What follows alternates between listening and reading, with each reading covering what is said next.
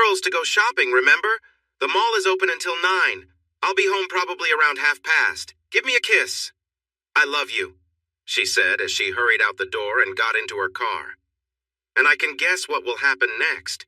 She'll come back with no bags, head straight to the shower, and ignore my questions about her night. Then she'll go to bed early, saying she's too tired. It looks like I won't see her for a couple of days. Before, she used to go shopping every 4 to 6 weeks, but now it's every couple of weeks, usually on Wednesday nights. Still, there are no new packages arriving. She must think I'm clueless. Maybe she's just hanging out with the girls. But she looked pretty ordinary, not dressed up or anything. If she was going out for a special occasion, I would expect her to look nicer. Maybe she keeps those clothes in her car, but it's probably nothing. After 3 years of marriage, maybe she just needs some time to herself during the week. Every magazine talks about taking time for yourself. If you don't take care of yourself, you can't care for anyone else, they say. I find that hard to believe. We talk, we laugh, and we do things together. We tell each other we love one another many times a day. We kiss in the morning, when we say goodbye, and often throughout the day. On weekends, we always enjoy fun activities. It just doesn't make sense. How can we be so close, and yet it feels like she's hiding something from me? But tonight I'll find out the truth. I hope she really is shopping. I can't stand the thought of her being with someone else, that someone else getting close to her. Oh no, here come the tears again and that awful feeling in my chest. I can't keep living like this. If she is cheating on me, the hurt will be so much worse than what I feel now. But I need to know. What did that song say? Suspicion tearing me apart? That's exactly how it feels, and it's affecting our relationship. It's winter, and it's already dark outside. An hour has passed. I'll check her phone's location. Oh no, it's near Lover's Leap. That's a dangerous spot. Not many people go there except for one thing. He sank to the floor in despair. Oh, why? I thought we were so happy together. She has never complained. It feels like my heart is breaking. How could she do this to me? To us? All right, it's time to gather myself. I need to find out who has my wife's attention. I'll take my truck. It's only a 15-minute drive. I'll leave my phone here. Let me go online and find a movie. Ah, Jaws. That seems fitting. I'm starting this to have an excuse just in case things go bad. Maybe my wife and her friend will take the quick way down the hill. That would serve them right, after breaking my trust and the promises of our marriage. It's hard to shake the image of another guy with her. If I'm honest, I have nothing to hold on to anymore. I could spend a long time in jail, or I could just drive off the hill with them. It's not the worst idea. I read about tragic stories like that a lot. Maybe it's better than facing prison. I've cared for her for so long. We've known each other since we were kids. We got closer during my last 2 years in college, even though she worked at home. After college, I received some great job offers but chose to stay in our hometown. She moved in right after I graduated, and 6 months later we were married. Yes, we got married quickly, but we were best friends first and knew everything about each other. That's what hurts. How could you do this to a friend? To me? All right. It's quiet now as I walk up the hill. I don't want to alert them. Let me sneak around the corner. Wait, that's my brother's camper van. First, my wife betrayed me. Now it's my brother? Please, let this be a bad dream. They say those close to you can hurt you the most. But this feels worse than that. He moved quietly toward the side of the van. It was moving. Oh no. Wait, I can hear voices.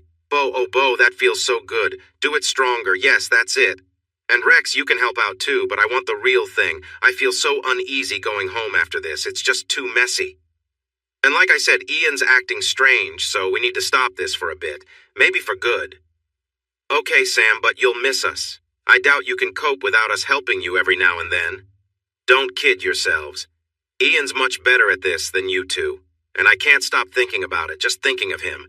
Here comes another moment. She tensed for a second as Bo finished. Thanks, Bo. That was great. Now it's your turn, Rex. Hurry up. Remember, we only have a little time left, so make it count. What do you want me to do? So, Sam, if Ian's so good, why are we doing this? I don't know. Maybe it became a habit. We started this in high school and kept it going even when he was in college. Even during the years we were supposed to be exclusive. I just feel the need for you both sometimes. It's different than with Ian. The longest break we had was when I moved in with him and married him. I love him dearly, but the need returned, and we fell back into this. Remember? And all this time, he has never suspected a thing. He doesn't see the truth. I guess love can blind you. I feel a bit guilty sometimes, but this is just too enjoyable to stop. I really try to be a good wife to him. But this is the end, so let's make the most of it. I plan to start a family and be the best wife. He already thinks I'm not using birth control and that we're trying, but I didn't want to risk either of you getting me pregnant. My child would not be like I imagined. You guys will have to find real girlfriends if you want company. My doors will be closed. Do you think he has become suspicious with how often we've been meeting? That's why we kept it to once a month. I needed to clear my mind one last time, but now he seems off. I need to make it right with him and stop for a while. Until after I'm expecting. What did you tell him you were doing? Shopping? Maybe he's annoyed about the stuff you bought? Oh no, I never brought any items home. I can't believe I was so careless. No wonder he's acting suspicious. All right, I need to finish up. I need to go to Walmart before everywhere else closes. It's almost 9. If he suspects something, he'll be upset. But he loves me so much. I'll do anything to keep him. Counseling. Anything. Okay, Rex. Let's make it quick. I want to enjoy this one last time before I really stop and go shopping. The brothers exchanged worried glances. They knew if they got caught, there would be no chance of forgiveness. Rex headed to the bedroom. John peeked in just in time to see her lie back, allowing Rex to come over. Anger flooded through him. Betrayal. They would have to face the consequences. He rushed quietly back to the truck. This might help. He secured a blanket to the front of his truck, hoping it wouldn't leave marks. He put the truck in gear. Wait a moment. I need to make a couple of quick calls. Hey, Mom, is Bo there? I need to talk to him. No, John. He and Rex went to the gym. They'll be back in about an hour. They don't stay out long. You could call back later, like around 9. Okay, it wasn't important. I can catch him tomorrow. Let me try another number. Hello, Helen. Is Sam there? I'm trying to find her. What? She's outside talking to her dad? In the dark? No problem. I'll just wait until she gets back. It's nothing urgent. Have a nice evening. I'm sorry to bother you. I felt betrayed by my wife, my brothers, and even my mother. I couldn't help but think that everyone knew what was going on, even her mother. It seemed like no one bothered to tell me. I wondered how many of our friends were aware of the situation. It felt like I needed some kind of revenge. Ian started the truck and slowly drove close to the van. With a powerful engine, he bumped into the back of it. The back crumpled, lifting into the air. The van swerved off the road. Inside, the people were thrown around and quickly tried to get up. What happened? One of them exclaimed. Ian hit the van again, causing it to hit the safety railing and tip toward the edge. He thought one more push would be enough to send the van over the edge. The van felt unsteady, and he imagined it falling down. Another bump caused one of the passengers to hit a cabinet, leaving a scratch on his head. We're in trouble. Someone is really angry, he shouted. He heard Sam crying out for help. Please, I'm so sorry for what I've done. If you let me live, I promise to be the best wife and work hard to fix things with Ian. Ian stepped back, hesitating about what he was doing. A voice reminded him he wasn't a bad person. He hadn't done anything wrong. Why should he take things further? He felt like happiness might still be possible. Unsure, he turned the truck around and drove away. Rex wiped his forehead, realizing it was Ian in the truck. Oh no, he was going to hurt us. What? Ian wasn't supposed to find out. I need to explain. I can't lose him. Sam was crying. What have I done? He must be so hurt to think like this. Come on, let's go after him. He might be heading home. They tried to move the van, but it was stuck against the guardrail. Rex and Bo grabbed some tools to fix it. This is really messed up. I hope we can make it to your place, Sam. But they were an hour behind John. When Ian arrived at his mom's house, he looked lost. Hi, Mom. Are Bo and Rex still at the gym? Ian? His mom looked at him with tears in her eyes, her face full of sadness. Oh, Ian, you found out, didn't you? Yes, Mom, and I almost lost my cool with them. Oh no, Ian, I'm so sorry. I should have told you. I should have never let it go on. You knew all along, didn't you? You knew they were involved since high school. Why didn't you say anything? You could have helped me avoid dating her, maybe even stop me from marrying her. But instead, you let it happen. You covered for them. Why? How could you do this to me? I just don't understand. I don't know. You two seemed so happy together, and it was clear you loved each other. I really don't know. Can you ever forgive me? She continued to cry, her heart heavy with regret. What kind of mother would allow this? How could they let it happen? It felt so wrong. Did Dad know? Tell me the truth. No more lies. I think he had an idea but didn't want to face it. Great. So I'm betrayed by my wife, my brothers, and my parents. Let me guess. Her mom knew too? She nodded. But Helen thought you were good for her and that she would change, but when she didn't... He raised his hand. I suspect they went to my house first. They'll come here next. I have to leave. He leaned forward and kissed her forehead. She flinched at the gesture. Mom, thank you for everything you've given me. I will always love you for that, but you've let me down in a way I can't forgive. I will carry that with me forever. No, Ian, you need to understand. Please, I'm so sorry. What can I do to make it right? Nothing, Mom. There's nothing that can fix this. We're way past that. I'm leaving now and you and Dad will never see me again. Please, don't try to find me. If I see any of you again, it won't end well. Goodbye. Ian, please, you can't go. Not like this. You have to understand. She fell to her knees, crying into her hands. Her husband walked in. What's happening? Are you okay? Did he hurt you? Worse. Much worse. He found out about Sam and the boys. They've cost us our son. We'll never see him again. What were we thinking? He left and drove to Sam's parents' house. He knocked on the door. Ian, what are you doing here? Sam isn't home. I know, Helen. She's at Lover's Leap with my brothers. Is that what you were going to tell me? Shock spread across her face. The moment she had feared for years had finally come. She had always believed she could help him understand if it ever happened. But one look made her realize that there was nothing she could say to make things better. The marriage was over. Everything was finished. Why did she ever think it was okay not to tell him? Helen saw the anger in his eyes, lifeless as if he had no soul. Oh no, what have we done to this poor boy? Tears filled her eyes as she held her hands out, hoping for forgiveness. Pain and fear overwhelmed her. Helen, you knew everything. You could have told me any time in the last 5 years. Instead, you hid it from me. So here's how it is. Thank you for all the nice things you and your husband have done for me. You welcomed me into your family, but I am furious with you for not telling me. You could have stopped this. You could have saved us all from the hurt we are feeling now. In any case, it's too late. I'm leaving now. Forever. I will never speak to you or Sam again. All communication will go through my lawyer. Don't try to find me. Tell Sam that if I see her again, I will end this for good. There will be no forgiveness, no help, no fixing things. It's over. You might tell her that I heard them talking in the van. I appreciate her telling my brothers that at least I wasn't a disappointment. I'll always remember that. But I will only think about my brothers being with her. She can't undo that. Wish her a happy life for me. If you would, please give her my phone and my wedding ring. It clearly meant more to me than to her, or to you. Goodbye. He turned on the phone and walked out the door. Helen just watched him leave. Oh, that poor boy. A moment later, the phone rang. Shaking off her thoughts, she answered. Ian, oh, Ian, thank you for answering. I'm so sorry. I need to talk to you. I need to explain. Please, where are you? Ian, what have I done? Sam, it's your mom. Ian came by and left the phone and his wedding ring. He said he's leaving and won't see us again. Mom, no, I have to talk to him. I have to fix things. There's no fixing this, I think. You should have seen him, Sam. He looked like a ghost. It was unsettling. Are you okay? Mom! He almost pushed us off Lover's Leap.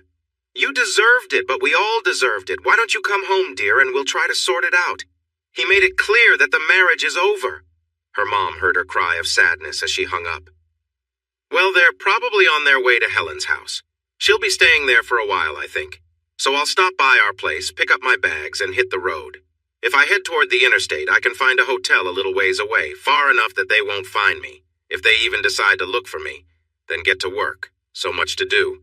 Bank transfers, charge cards, setting up a new direct deposit for my work checks. And then tomorrow I need to talk to my boss about quitting.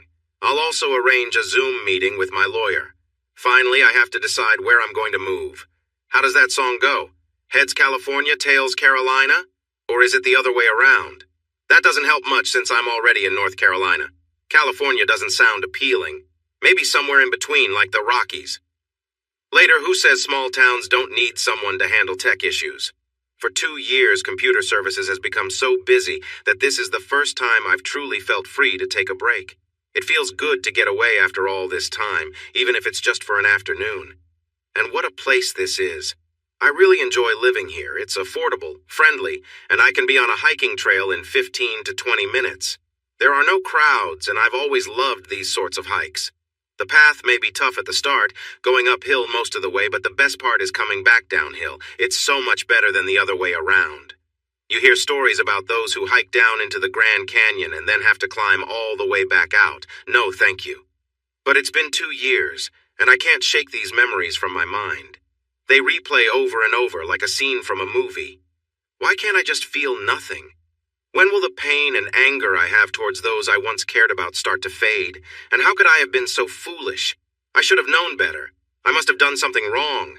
Doubts and regrets spin in my head non-stop. How do I make them stop? The chaos in my mind just doesn't let up. Working helps a little, but I knew it wouldn't be easy. I cared too much for it to be simple. What if I can never move on? What if I can't find peace again? The noise surrounding me makes it hard to focus, and trying to clear my mind only brings the memories into sharper view. Every single detail haunts me. Drinking just leads to tears, and I wake up feeling worse. I don't want to turn to drugs. So I stay busy, working hard and then exercising, hoping that maybe, just maybe, I can actually sleep at night. But I never can. Each night feels like a battle. That therapist didn't help, and I refuse to take medication to numb myself. What kind of life would that be?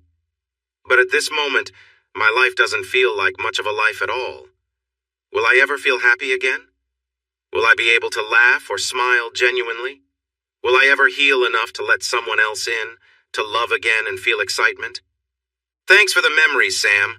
You've probably already moved on, not even thinking about me anymore. There I go again.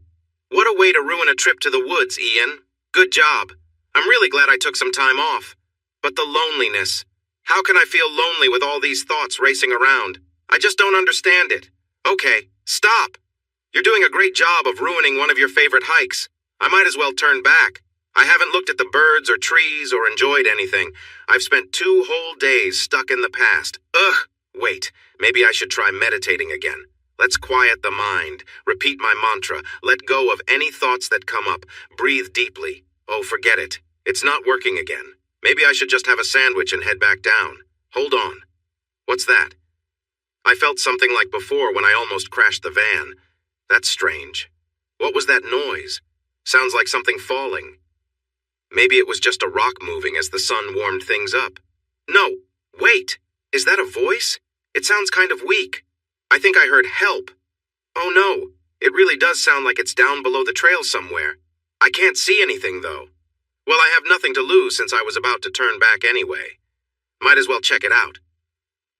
He looked for a safe spot and climbed down the rocks. The ground was unstable from an old landslide. After some slipping and sliding, he finally made it to the bottom. There, lying on her back in the dirt, was a girl. She didn't look good. Eyes closed, she let out a small, "Help!" I can't believe I heard that. "Miss, are you okay?" She opened her eyes. "Who? What? Oh no! Have I been that bad? I thought a handsome prince would come and save me. Instead, I get a big hairy ogre. Does that mean I'm going somewhere bad? Not the clouds? Oh no, I'm so sorry for the things I did in the past. I want to do better. Please let me live." She reached out and touched his arm. "Wow, you're real. But just look at your eyes. They seem to show a lot of pain." He chuckled. "Ogre at your service, ma'am. Looks like you're hurt a bit." "No kidding. My legs are fine. I'm the lead dancer in the show and just practicing my pose. You know, how they stand with their toes pointed out? I must have been lying here for 2 days or so, freezing without food or water, and you say I'm hurt? By the way, do you have any water? And stop calling me ma'am?" He smiled. "Actually, I do have some water." She frowned at him. "Here, drink as much as you want.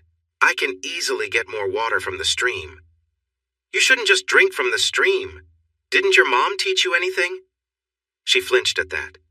There are all sorts of germs in it. I really don't want to spend the day feeling sick. I have a filter and some tablets to clean the water, but please don't drink too much or you might feel bad. Oh, wow, that tastes really good. I'm ready for the prince now. She smiled as she said it. I guess some food would be too much to ask for. First, let's get you cozy in my sleeping bag. Hey, watch your hands there. Sorry, it's part of my outdoor training. What? From YouTube? He laughed again. No, it's a real class. How would you like some peanut butter on bread? Extra crunchy, of course. Really? I've been lying here for 2 days hungry and you bring me peanut butter? No jelly? No jelly. So you went on a long hike with just a jar of peanut butter? No protein bars or snacks? He shook his head. And a loaf of bread. And it's a big jar. Wow, have I been that bad? No prince, just peanut butter? Fine, I'll take 6. Just keep them coming. Here, can you prepare them? She nodded. So how did you get hurt and break your legs? I was pushed. Seriously? Yep, some raccoon or something surprised me and pushed me. No, actually, I was watching 2 cute marmots. You know how it is when you're distracted, but it's fall now, so I guess it was more like saying goodbye until next spring. But not for you. No funny ideas. Anyway, they ran off, and I stood on a rock to see them better, and then I ended up down here. My legs got stuck, and then I kept falling until they finally came free. The sound was pretty rough. Sounds like a lot of fun. I wouldn't suggest it to anyone. Definitely less than 1 star. I agree. Let me check on you. You have some nice bruises on your face. Is your head okay? How's your vision and teeth? And if it's not, what will you do? He started laughing again. I don't know. That's part of the next class. I haven't learned that yet. But the first lesson said I should ask. I'm starting to worry about you, rescue man. Maybe I should just wait for the next class. Let's see. First, A, B, C, airway, check. Breathing, check. Circulation. Yes, I can feel your pulse. No, wait, that's not right. She rolled her eyes and he smiled at her. And deliver me from trouble, for you are my... First, we should probably take off those boots to check your feet. No, don't touch them. First, my good friend. You clearly failed your first aid training. If they are hurt, it's too late. Their feet were so sore and swollen that putting shoes back on would be impossible. The cold air would make everything worse on the way back. You're right. They need to breathe a bit, she said. Ah, that's much better. Thanks. I should have thought of that before zoning out. Next, let's adjust your pants. No way. Don't even think about it. Stay back. If you touch me, I don't know. I'll hit you with this rock or maybe distract you with my karate moves. What? Karate? Is that some new thing? I thought this was a rescue. Tears started to fill her eyes. Listen, I can't stop you, but please don't. I'm already in so much pain. If you're going to do that, just make it quick. I don't think I could take it, she said with her hands covering her face. He raised his hands calmly. No, it's fine. I'm not going to do anything like that. She looked relieved. What? You're saying I'm not the fairest person you've ever saved? No, not really. So I'm not charming? Charming? What do you mean? The point of talking is to connect, and I'm sure you understood. Yes, I did. That was funny. Are you saying I smell bad? Is that it? No, of course not. I'm just thinking it's odd that no animals have come to see how you are. For thou art my shepherd. No, I just want to check if you're hurt. What if I cut your pants a little to see if anything's serious? No way! These are my favorite pants. They're fine, see? No blood, so nothing major. I know you just want to check out my special things. I'm sure your special things are just like any other person's. How rude. Is that how you charm people? No wonder there aren't many ogres around. I can assure you mine is special. That's nice, but I'm not interested in that right now. What, are you not into girls? It's okay if you aren't. No, that's not it. Oh, I'm sorry, I see the mark on your finger. What mark? She pointed to his ring finger, still showing the white line where a ring used to be. You get used to checking if a guy is single. I've noticed it happens often. How long has it been? He frowned and looked away. 2 years? It felt like just yesterday. Was it death or a breakup? Sorry, I'm prying. No, it's fine. It was a divorce. Pain crossed his face as he thought back to those memories. Ouch. That must have been tough, she said softly. So, my rescuer, how do you plan to get me out of this situation? What is your name, big guy? Ian. Pleased to meet you, Ian. We might need to stop meeting like this. She laughed lightly. I'm Sam. His eyes grew wide, and his face showed a mix of pain and concern. Oh no, her name? He nodded. That's not a good name to use. My middle name is Allison. Can you call me Allie instead? He nodded and wiped a tear from his eye.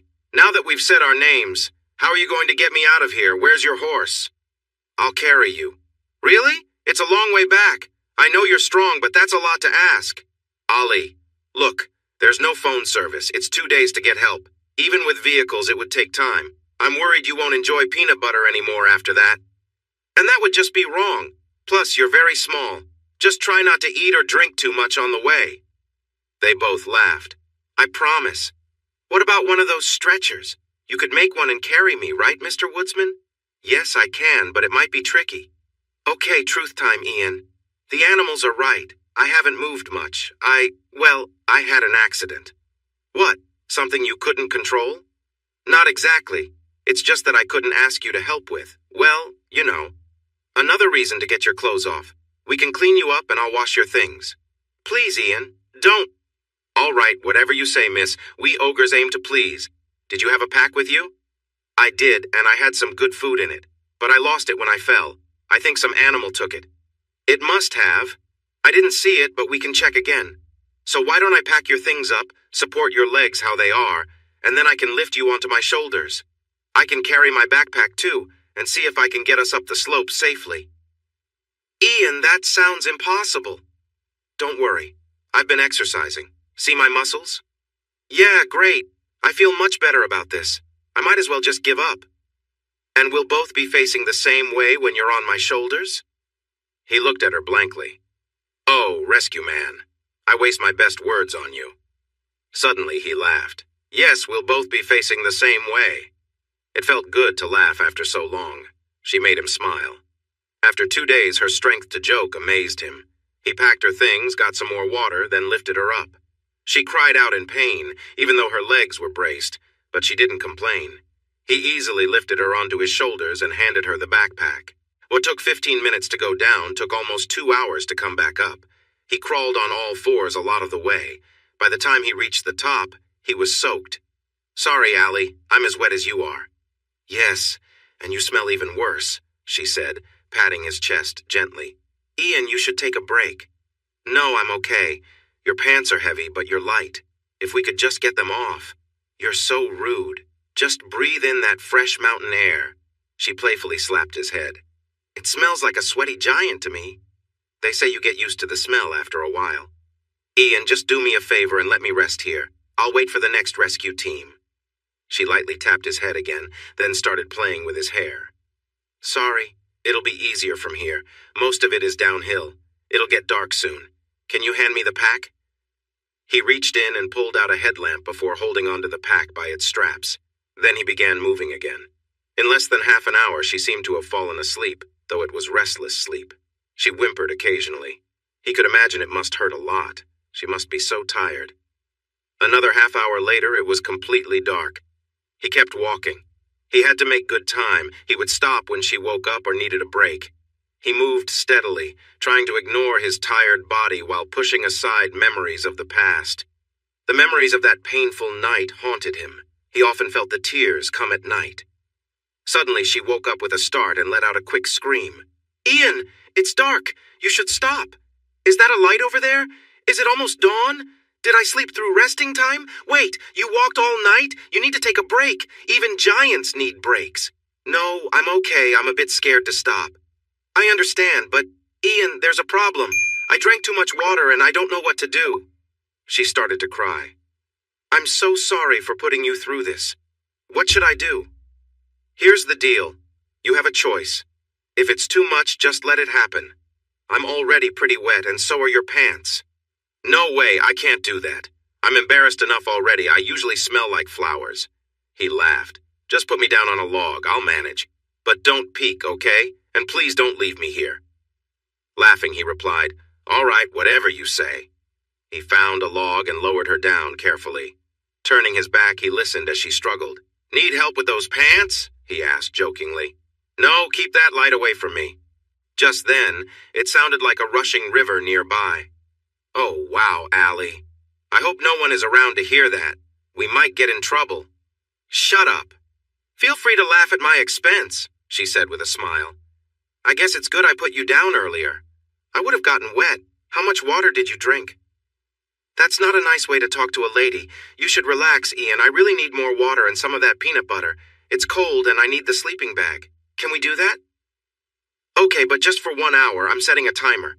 Here's some water and food. I'll just lie down for a minute. No, Ian. We both need to get under the sleeping bag to keep warm, all right? Can I trust you? I'll behave just like those animals that hurt you. Lord, help me out of this situation. I don't care how you do it. She smiled at him and kept looking at him. He smiled back and climbed under the bag with her. He was exhausted and quickly fell asleep.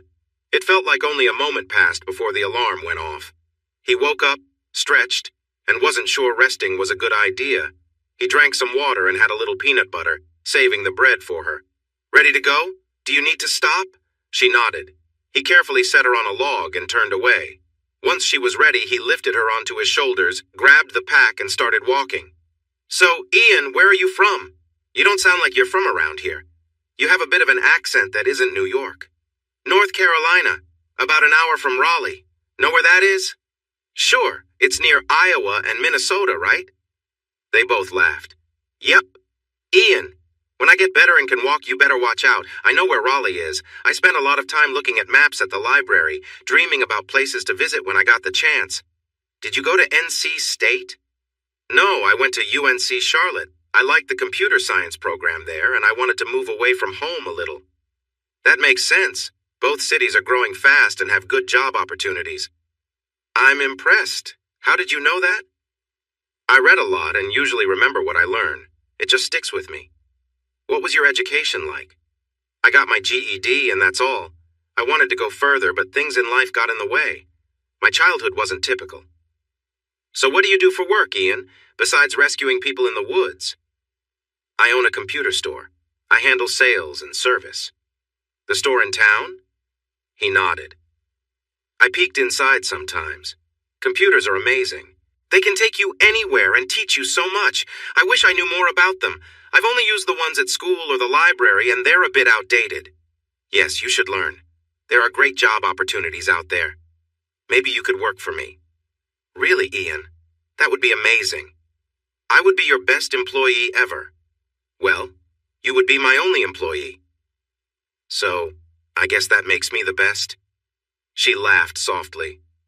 Yes, you would be the best. I will get you a special award. You could even be Employee of the Month. That sounds amazing. But then she sighed. You really don't have to, Ian. You're doing enough already. So, tell me about your ex, Ian. What happened? He stopped walking and tensed up. Ian, I'm really sorry. I didn't mean to bring it up. It just came out. He started walking again.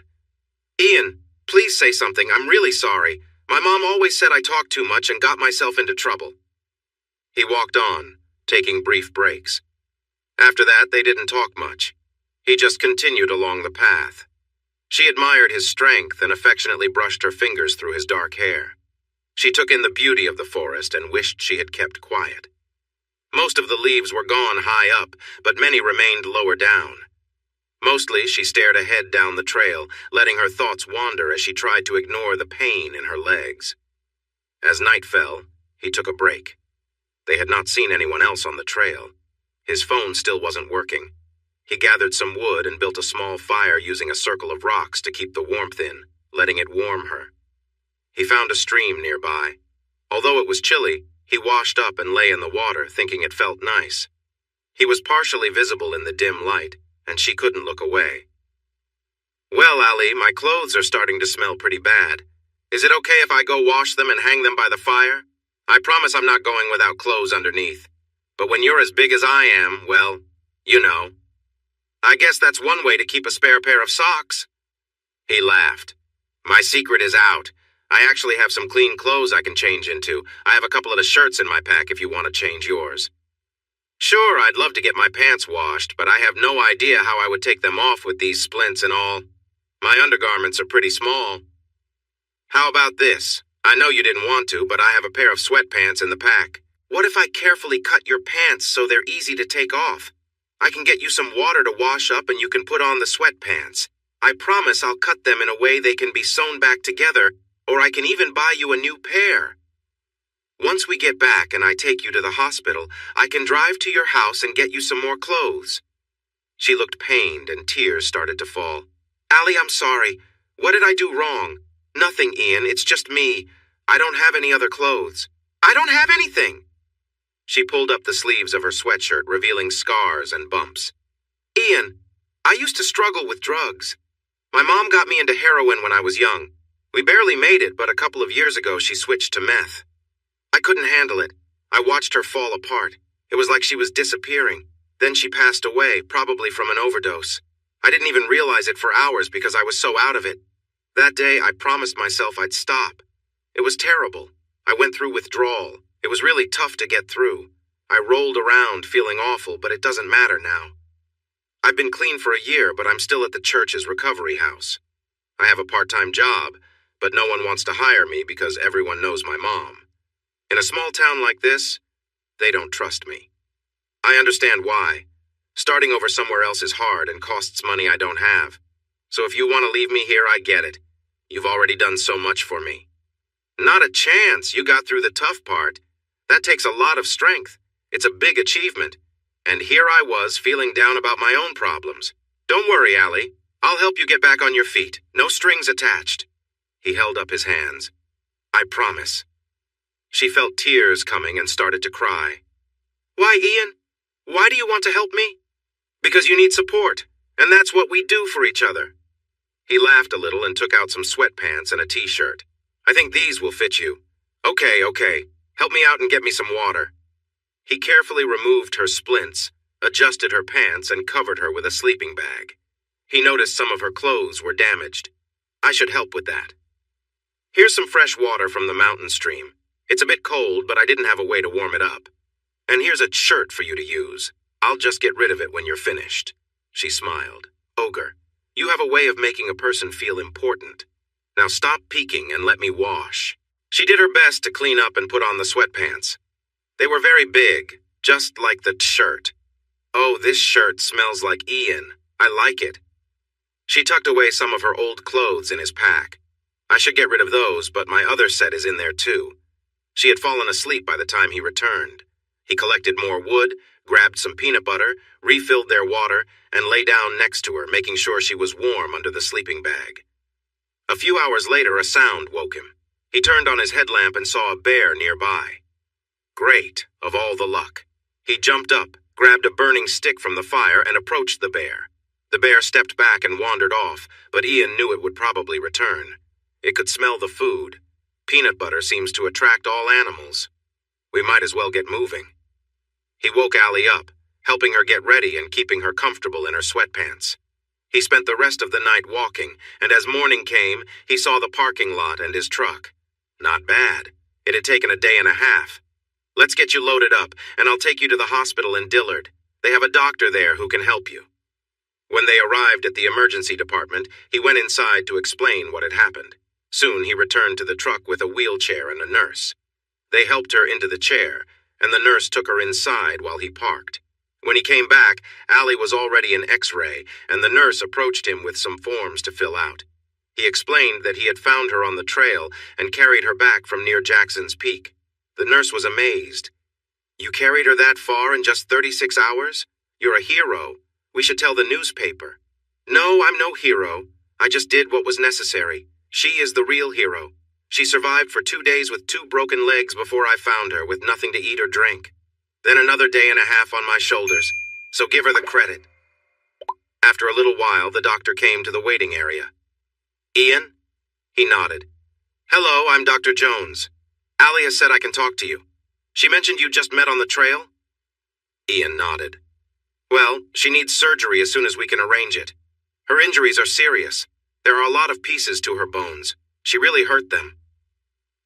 We'll put plates on the smaller bone in her leg, the fibula. But for the larger bone, the tibia, I'll try to connect the big pieces with a rod, add a long plate across the breaks, and use some screws and bone grafts. She looks like someone who was in a tough accident. I don't know how she managed all this. And since it won't be stable at first, I'll need to put a brace on the outside until she starts to heal. After that, she'll need casts. It will probably be about 6 weeks before she can start to walk again. The surgery will last a few hours. She won't be able to put any weight on her legs for at least 4 to 6 months. Then she'll need therapy. With one leg, she might use crutches, but with both legs. Doctor, she asked me to tell you that she doesn't want any pain medication. She had some trouble with drugs before and is worried about becoming dependent again. Yes, we talked about that. Getting a vein for her IV was tricky. We ended up using a vein in her neck. It's impressive how far she's come. We'll give her some nerve blocks that should last a day, and then acetaminophen. If she handled the pain for almost 4 days, she should be able to manage some pain from surgery. She'll be here for several days, but she can't go back to the crisis house and doesn't seem to have any family. That's not a problem, Doctor. She can stay at my place, and I can help her. Whatever she needs to feel better. You would do that? You just met her? That's what people do, right? Help those in need, so it's no problem. Where do you live, Ian? Not far. In Grinwald. I own the computer store there. So, you're that person. My wife got her computer from you. She really liked the help you gave her and loves her computer. Maybe the hospital could use someone like you. I think they are wasting a lot of money. The system they have is really slow and often doesn't work right. I'll talk to them. Anyway, would you like to spend some time with her until we take her back? She was asking about you. I'm a bit dirty, Doctor. Are you sure it's all right? I mean, it's fine, Ian. This is a small hospital, not a fancy one. As they walked to the waiting area, he said, Hey, Allie, you seem better. And you still smell bad, Ogre. She started to tear up. I'm scared, Ian. I'm scared of the surgery and what will happen later. They said I can't put any weight on my legs for 4 to 6 months, or even longer. She started to cry. What will I do, Ian? Am I going to end up in a nursing home with old sick people, or something worse? I'm really scared. In my past life, nothing mattered much. It was tough. But now? What will I do? He took her hand and she jumped back at first. But then she looked into his eyes and calmed down. I've got a plan. You can move in with me. She tried to pull her hand away again. No way, Allie. Not like that. I won't bother you. You need help, and the doctor says there's no one else. I promise. You can have the bedroom. I'll take the couch. It'll be fine. When you feel better, you can help out in my store to pay me back. How does that sound? You wanted to be Employee of the Month, right? And if you don't like having me around, I can sleep at the office or something. Whatever you need. She just looked into his blue eyes, searching. Who is this guy? You would really do that for me? Why? We just met. No one has ever done anything for me before. Tears filled her eyes again, and he handed her a tissue. So, here's the plan. I'll stay with you until the surgery starts. Then I'll rush home, clean up. I need to tidy up my place and get some food. And then I'll be back when you go to your room. Does that sound good? I hope I can make it back. But Ian, you don't have to. Yes, I do. There's no way I can't help, Allie. This might also help me focus on something other than my own troubles. She squeezed his hand. Thanks, Ogre, and thanks for being there for me. My life, and maybe in other ways too. She smiled. But no more peanut butter. He smiled back. Wait until you try my peanut butter pie. I use one of those pre-made crusts and melt a jar of peanut butter. Enough! You're making me feel sick. They both laughed. When the medical staff came to take her away, he wished her good luck and gave her a gentle kiss on the forehead. She flinched at first, but then relaxed and smiled.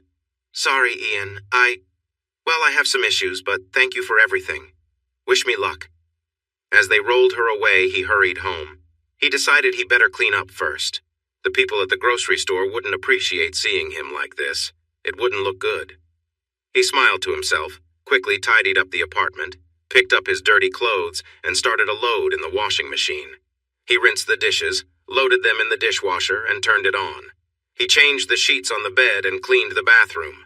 An hour later, he headed to the department store. He needed a toothbrush, deodorant, body wash, shampoo, conditioner, and a hairbrush for her long blonde hair. He grabbed some hair ties. He wasn't really sure what else she needed. He had never had sisters. Sam had short hair, but most of the other things would be similar. He thought he might need another cart soon. Buying all this stuff for the first time added up. Oh well, next came clothes. The nurse had given him an estimate of her sizes. Sam was bigger, and he couldn't read the labels on her clothes. He picked up scrubs, shorts, t-shirts, sweatshirts, socks, and shoes. He got 2 sizes of sneakers. He thought about bras, but decided that was beyond him. He also picked up an inflatable mattress. He realized this was going to be a challenge. He needed sheets, blankets, towels, and washcloths. His place was pretty bare. It was just a single guy's home. But now someone else would be living there, and she needed care. Then he went to the medical supply store. He explained what he needed, and they helped him choose the right equipment for home care. Finally, it was time for the grocery store. He filled his cart with good food, not his usual frozen meals. He opted for salads, meat, vegetables, and cereal. His truck was packed. Thankfully, he had a bed cover. He got everything put away and was back at the hospital in 3 hours. He had just pulled out his laptop to do some work when the surgeon came out. He jumped up. "Is she okay?" "Yes, Ian, the surgery went well. No problems. There were lots of small pieces and a lot of healing to do.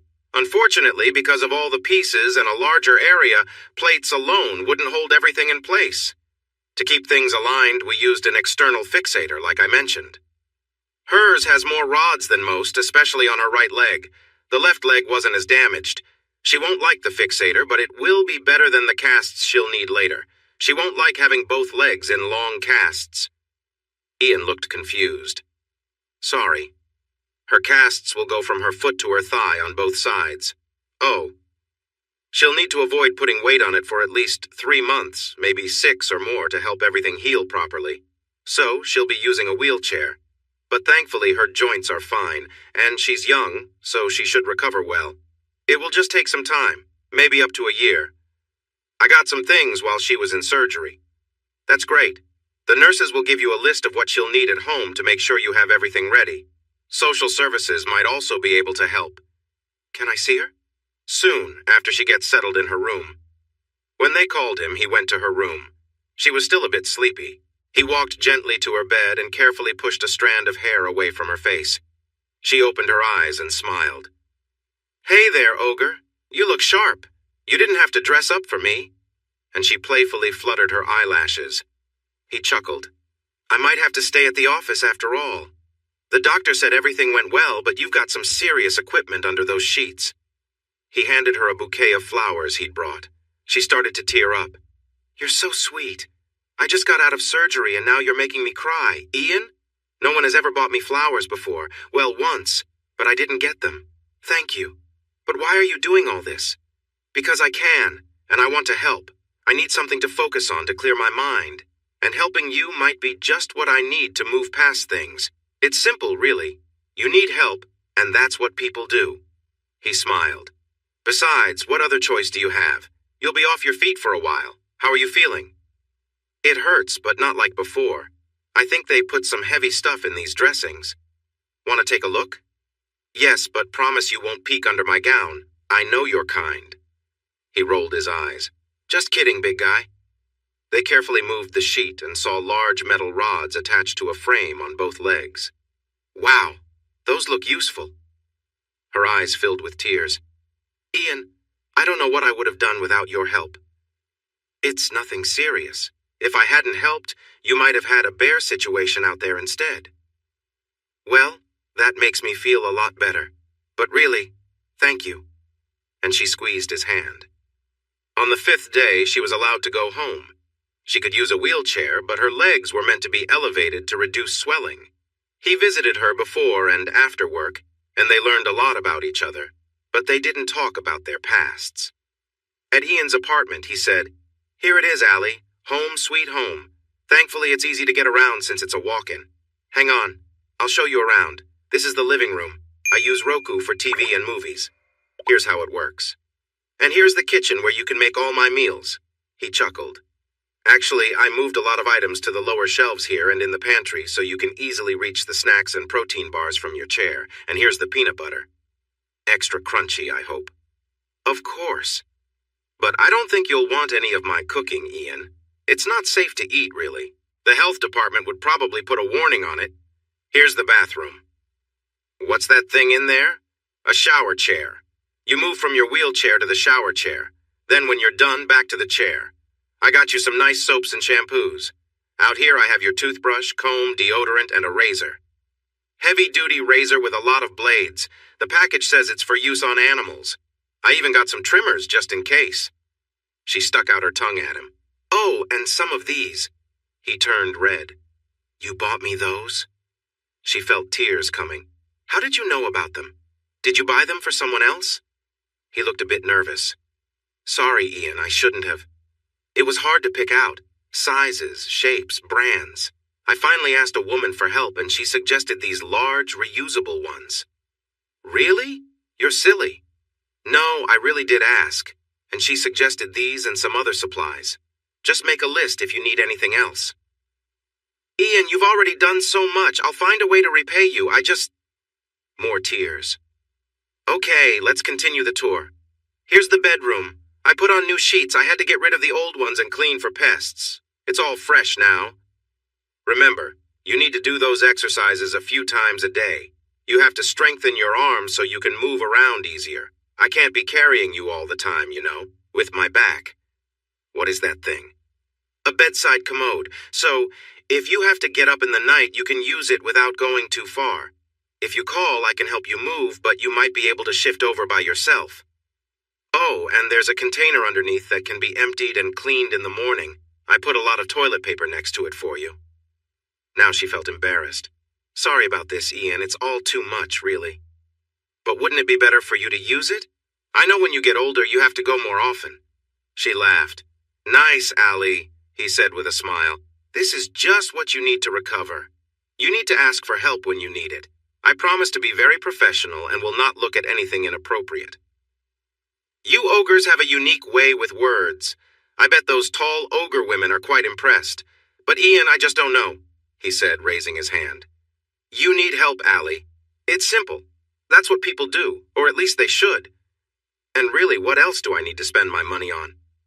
I'm happy to help. You are special and deserve care, not just for... He pointed downward. Mr. Ogre, you are too much. Can you help me to bed so I can rest for a bit? Then I need to do my exercises, eat, and work on some personal grooming. He assisted her to the bedside, but let her get into bed herself. Ian, before you go, I know this isn't part of the rules, about being professional and all, but can I give you a thank you kiss for everything you've done? What? Sure. He leaned over and shared a gentle kiss with her. She tensed at first, but then relaxed, holding his cheeks as they kissed for a moment before she pulled back. You silly! Get out of here! I'm sorry, Allie. Maybe I misunderstood. You did. She spoke softly. It was supposed to be awkward, but it wasn't. I thought I would dislike it, but I didn't. It was nice. Oh, Ian, I shouldn't have done that, right? He looked puzzled and turned to leave. Wait, try it again, Ogre. He stepped back and kissed her once more. She responded, sighing and wrapping her arms around his neck. Wow, that still felt nice. Ian, what will I do now? Just focus on feeling better, Allie. I'll make you a peanut butter sandwich. Get out! Wait! Where will you sleep, Ian? It's not right for me to take your bed. I got an inflatable mattress. I thought the couch wouldn't be comfortable for me. Plus, I figured your equipment might damage the couch. I'll be fine. Take your nap and I'll prepare something healthy. After your routine, we'll watch some TV together. Early the next morning, he helped her into her chair, helped her get ready, and laid out scrubs for her to wear. We didn't discuss it yesterday, but I bought you some clothes. I got t-shirts, long-sleeved ones, baggy shorts, some sweatshirts, scrubs, and some casual dresses. I got you some underwear, but I couldn't guess your size for the support ones. She wheeled over. Support ones? How interesting. Is that what you call them in North Carolina? I'm a 34C, but maybe I should go shopping with you for them. I could manage without, but then you might get distracted. What's with the old lady underwear? They're practical, Allie. I already feel bad enough about myself. This won't help my self-esteem. I'm sorry, Allie. I can return what doesn't fit and take you to the store for anything else you need. You know our saying, we aim to please.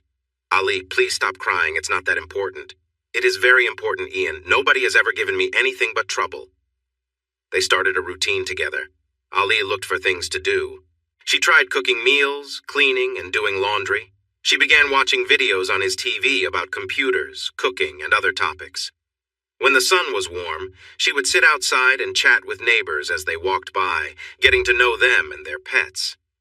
But when Ian got home, she said, "Ian, could you take me to work with you? Maybe you could teach me about computers? I've never had a phone or a computer. I'd like to help out. I could greet customers, if I can see them from my chair. And I imagine your office is accessible for everyone," she smiled. "I could answer the phone and take messages too. What do you think?" "Sure, that sounds great." The next morning, she went with him to work. He moved things around to make sure she could get around and showed her the office. "So, this is the computer services office. Very nice. Do you get a lot of people walking in, or are most visits planned?" "Both." She mostly watched, but started to greet people as they arrived. "Allie, I need to see someone quickly. I'll be back in an hour. Please let the visitors know they can come back or take a number, and I will call them, whatever they prefer. Same for the phone. Please write down messages and numbers.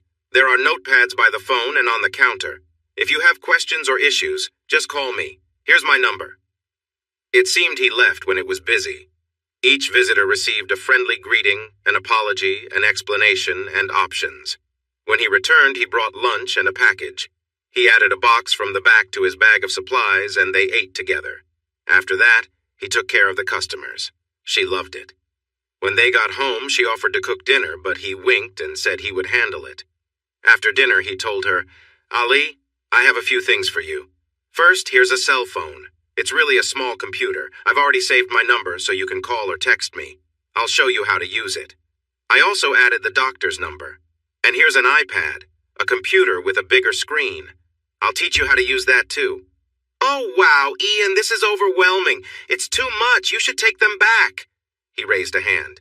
"It's not a problem, Allie, but to balance things out, I'd like you to help me with my iPad and iPhone issues. I get many calls every day from people who can't figure things out. I'm happy to assist because they could become future customers, but I really don't have the time. Plus, there's no charge for the calls. If you could learn enough to help with those calls, it would be a huge help for me. There's a lot of information online. Once you've got the Apple stuff down, we can move on to the Android world. What do you think? Would that interest you?" "Absolutely. That sounds awesome. I can't wait to learn all of it. Do I get a certificate or something?" He smiled and shook his head. "Sure, Allie, you'll get a certificate or something similar. They're ready for you to join the network here and at work, so if you want to send me a quick message." Later that night, as soon as he laid down, his phone buzzed. "Oh no, what's this? Ian, thank you for everything. I can't repay you, but I will try." This was her first message. Her follow-up messages were going well. She was growing stronger in her skills, spending late nights learning, often after he had gone to sleep. As week 2 rolled around, "Allie, I think it's time you get off the couch. I know you're learning about Apple, but I'm sorry, Ian, what do you want me to do?" He smiled. "How about going to school?" "I think I would really like that, but I can't afford it. My boss only gives me room and board." She smiled back. "Ali, community colleges offer free tuition. Plus, you can do it online or in person. I spoke to someone at a nearby college, and they think you should apply. You'll need to fill out an application online, and we need to get your birth certificate and high school records." Ali, did you finish high school? It's okay if you didn't, but relax, Ian. I finished. Remember, I got my GED? It was tough, but I did it." "Awesome. We'll need those documents, but as a new computer expert, finding them shouldn't be hard for you. Here's my card for any fees. What do you think?" They even have computer training courses that lead to a certificate, and we know how much you like those. They fit people who are working, so you won't have to take a lot of extra courses unless you want to. It's starting next week, so we need to hurry. She suddenly hugged him tightly. "Thank you, Ian. Thank you so much. Can I ask, is it wrong to think maybe you like me a little more than just a friend?" "No, Allie, you're not wrong at all. Ian, I'm feeling so much inside, but my mind is all mixed up. I'm just really scared. This is all new to me, and I have a lot of past issues. You deserve someone better. I don't know how to handle this, and I'm worried I'll mess it up. Please talk to me if I'm making mistakes. I really hope you can be patient with me. I've never felt this way about anyone before, and I really don't want to ruin it." "Always remember that," he said, nodding. He gave her a quick kiss. No worries, Allie. Take your time. You control the pace. Now go online and start that application. Just 3 days later, as the shop was closing, a young woman with short hair walked in. She looked nervous and unsure. Taking 3 deep breaths to calm herself, she walked up to Allie. "Hi, miss. Thank you for coming in. We were just about to close, but how can I help you?" Standing tall, she took a deep breath. "I need to see Ian. It is very important that I talk to him." "Okay, he's in the back.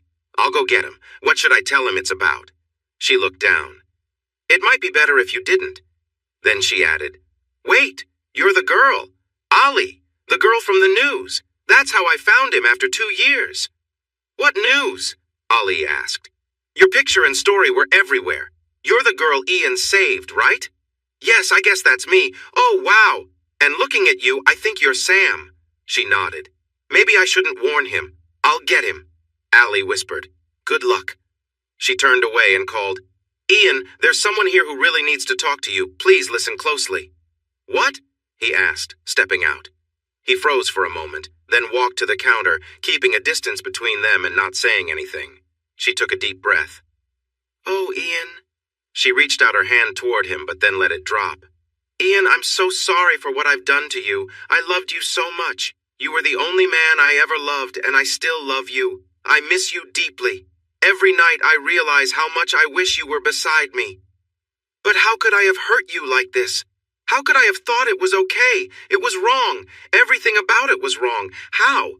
Why?" "I've been going to therapy almost every week since you left, and I still don't have the answers." He continued to watch her silently.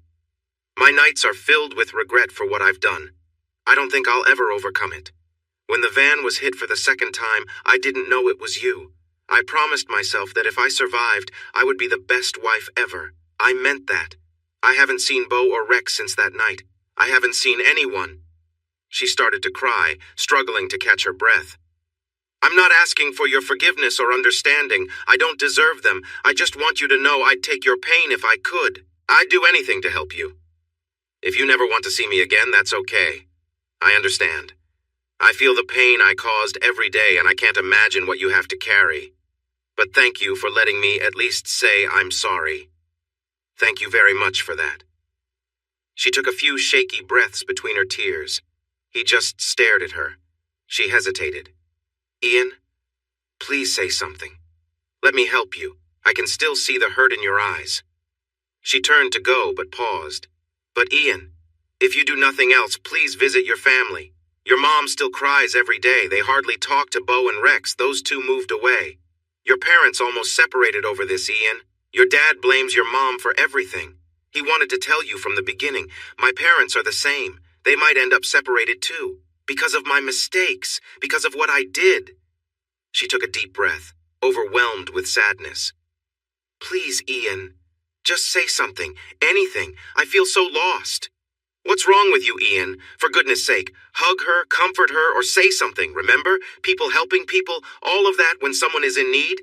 Ian, you have 2 women who care deeply about you. Oh gosh, I'm sorry. No, wait. I'm not sorry. You have 2 women who care a lot for you. They would do anything. They would give up everything just to ease your pain a little, to bring you back to life. But you won't let us help. I can see the hurt in your eyes. I see it. Sam sees it. I love you so much, but it tears me apart every time I look into those eyes. I feel your pain, but it must be a nightmare in your head, yet you won't let us in. It's been 2 long years, Ian. It's time to face your struggles, time to heal and move on, please." Sam stood there shocked. No one talked to Ian like that. Ian turned his face from Sam to Allie, anger showing on his face. All of his feelings were now visible. He stepped forward and grabbed her shirt, lifting her slightly from the chair. He glared at her. "Do it, Ian. Just do it. I've seen that look before. I know what happens next. I've been there. Just do it. If it will help you even a little. Yell at me, hit me, whatever. Just let it out. You don't understand, Allie. Every night all I see is my wife, whom I loved so much, being with my brother while the other one is just watching. I can't believe they did that." Sam gasped, feeling the pain of the memory. "You saw us? Oh no, I'm so sorry. A cry of sorrow escaped from Sam as she covered her mouth with her hands, and knowing it had happened while we were together and during my whole marriage.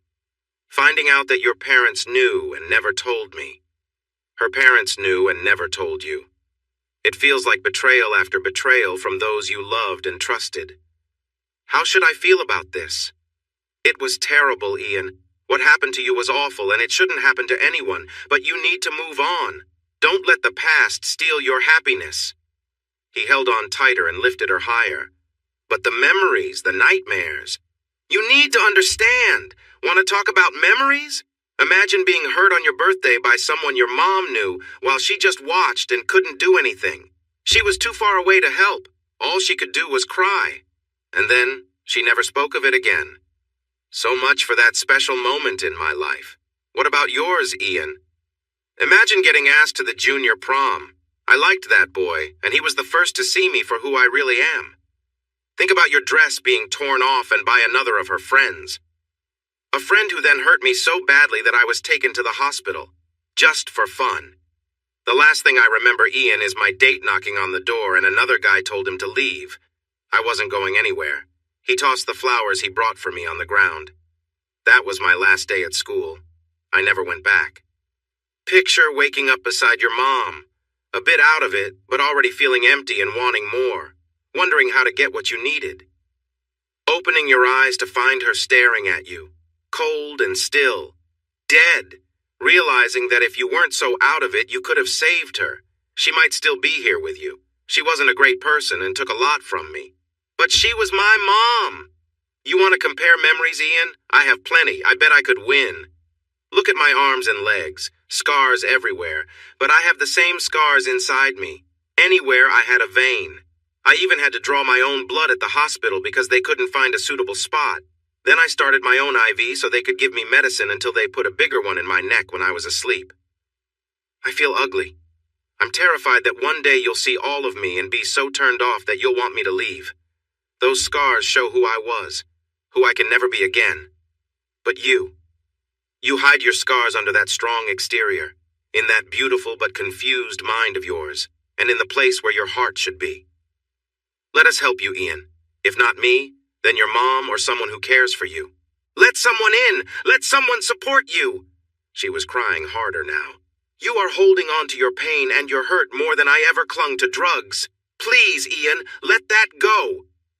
He kept staring at her, unyielding. She braced herself for his response. She could almost feel the first blow coming, knowing it would hurt her deeply, but the strike never came. He kept holding her shirt and looked at her fiercely, his pain visible. Looking into his eyes, Allie spoke softly, almost like she was barely speaking. I told you I was scared I would make things worse. I really messed up, didn't I? I'm sorry. I'll stay at the store tonight and head back to the center tomorrow. Thanks for everything. I'll find a way to repay you.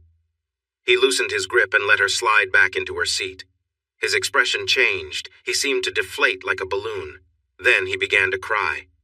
For the first time since that night in Carolina, tears came from him. Ian, I'm so sorry. I didn't mean to.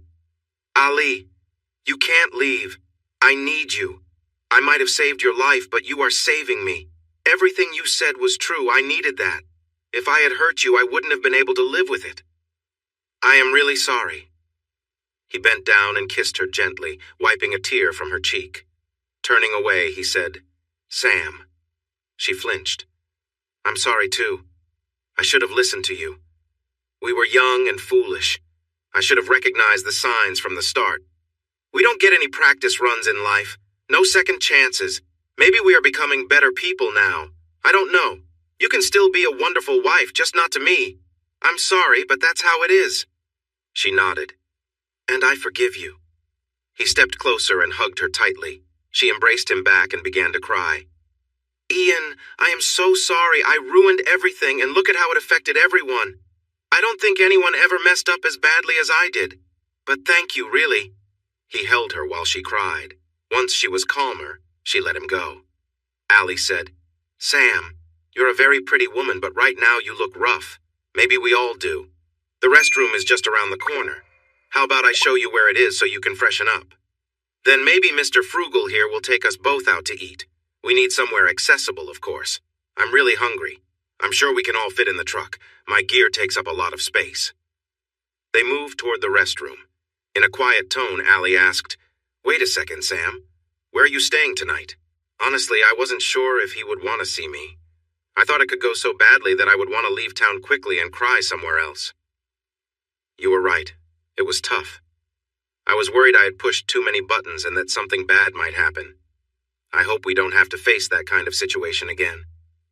Listen, I have an idea. I think you both need more help than just having dinner together. You could join me in my big bed, but you'd have to deal with some awkward things. I'm going through a lot of sheets. He's on an air mattress. I think we could move him to the couch and use the air mattress for you to sleep on. He doesn't realize it yet, but tomorrow is Friday. I'm going to close the store and change his plans. Family issues in Carolina, you know. Allie, thank you, but why are you doing this? I mean, I'm the ex, aren't you two, you know? No, I can't move forward. I'm stuck. That was only our third kiss. You may have heard I have my own problems, but if I have to compete with someone he still cares for, well, it just wouldn't work, right? I care about him a lot, but he needs to choose me, or you, or maybe someone else. Ali, I think he has made his choice, and it's not me. I've been hoping for 2 years that he would love me enough to forgive what I did. But just one look into his eyes made me realize that I can never go back. Ever. She started to cry. One look told me everything. Allie scooted closer and hugged her. That said, I thought you were in trouble when he grabbed you. I've never seen him act that way. And we grew up together. It was scary. I was trying to figure out how to help you. I'm just glad he didn't go after me. I would have been in trouble too. Let me freshen up and we can talk about the ogre. Is that what you call him? Yes, it keeps him grounded. They laughed. They ended up staying up most of the night. It wasn't all easy. Allie had to step in several times, but they mostly enjoyed catching up on their lives and sharing happy memories. Allie spent a lot of time with Sam, exchanging stories. In the end, all three felt better. Ali's mood lifted because she could see Ian starting to smile again. It was the first step towards healing. After breakfast, a very tired Sam declined the invitation to stay and headed out after saying sorry again and thanking them both. There were still feelings of frustration, sadness, and regret that needed to settle away. But they knew healing would take time for both of them. On Monday at work, around midday, the CFO of the hospital called. Ian, we are wasting a lot of money on our computer system and it's not working well. It's too slow, especially in the morning when we have the most activity. I also think we're spending too much on software, hardware, and, well, I believe we need to check what we have, how it's working, how we can do better, and cut down on waste. Is that something you'd like to help with? It could start as a consulting job and maybe turn into something long-term if you're interested. What do you think? Sure, sounds great. You all do a wonderful job for the people in this area. If I can help you do even better and provide great care for patients, I am all in. When can we meet to talk about it? After they set up a meeting, Allie said, Ian, do you realize what this means? This could turn into a full-time job, with benefits and everything. I could assist on the side, but maybe I wouldn't even need to. She hugged him tightly. Ian, this is like a dream for you. I'm so excited. The town really needs you. Even the towns nearby could use your help. Maybe we can find someone to work with you so we can keep it going. I would love to help too, but I need my legs to heal first. You seem unsure. Let's just see what happens. I'll learn a lot in the meantime. Now let's head home and I'll make you a dinner to celebrate. You seem confused. What's with that look? I thought you liked the meal I made yesterday. Well, I didn't need to go to the ER today, and that's a plus. But your extra crispy fried chicken was interesting. Almost like fried chicken chips. Okay, so I overcooked them just a bit. I lost track of time with that old fryer you have. I need better tools to make my meals right. By the way, I used your card to order new pots, pans, a fryer, stove, oven, and even a new toaster. Yours is not doing its job. They're all to blame for my cooking troubles, not me. I can't cook well under these conditions. He laughed. But I have a plan now. Cooking is like writing code. Timing, order, and sequence matter a lot. So I didn't order all those other things, but I did get some timers and thermometers to check the oil and meat temperatures. I'll start using measuring cups and follow the steps they suggest instead of just using what's available. All right, Miss Chef, what delicious meal are you making tonight? Takeout from the pizza place and some deep chocolate brownies from a box mix. Almost foolproof. I can't explain my last batch. After all, I'll have to learn to cook for the kids someday. Ian, Ian, I'm sorry, I didn't mean to say that.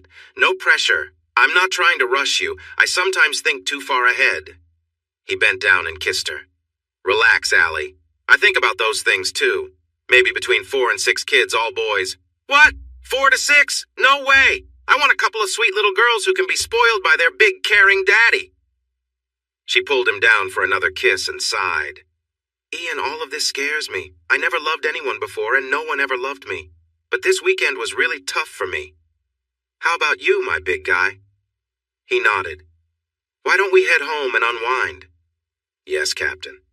That pizza is always amazing. Are you going to start making pizza, Ali? Sure. The frozen kind you just take out of the box and cook in the oven for about 10 minutes. I can handle that as long as I use a timer. Oh, and the right temperature, she laughed. Ian, I'm going to take my shower now and then maybe you can help me into bed. I'm feeling pretty tired. I'll call you when I'm ready. After her shower, she dried off carefully and put ointment on her skin. It felt a bit uncomfortable.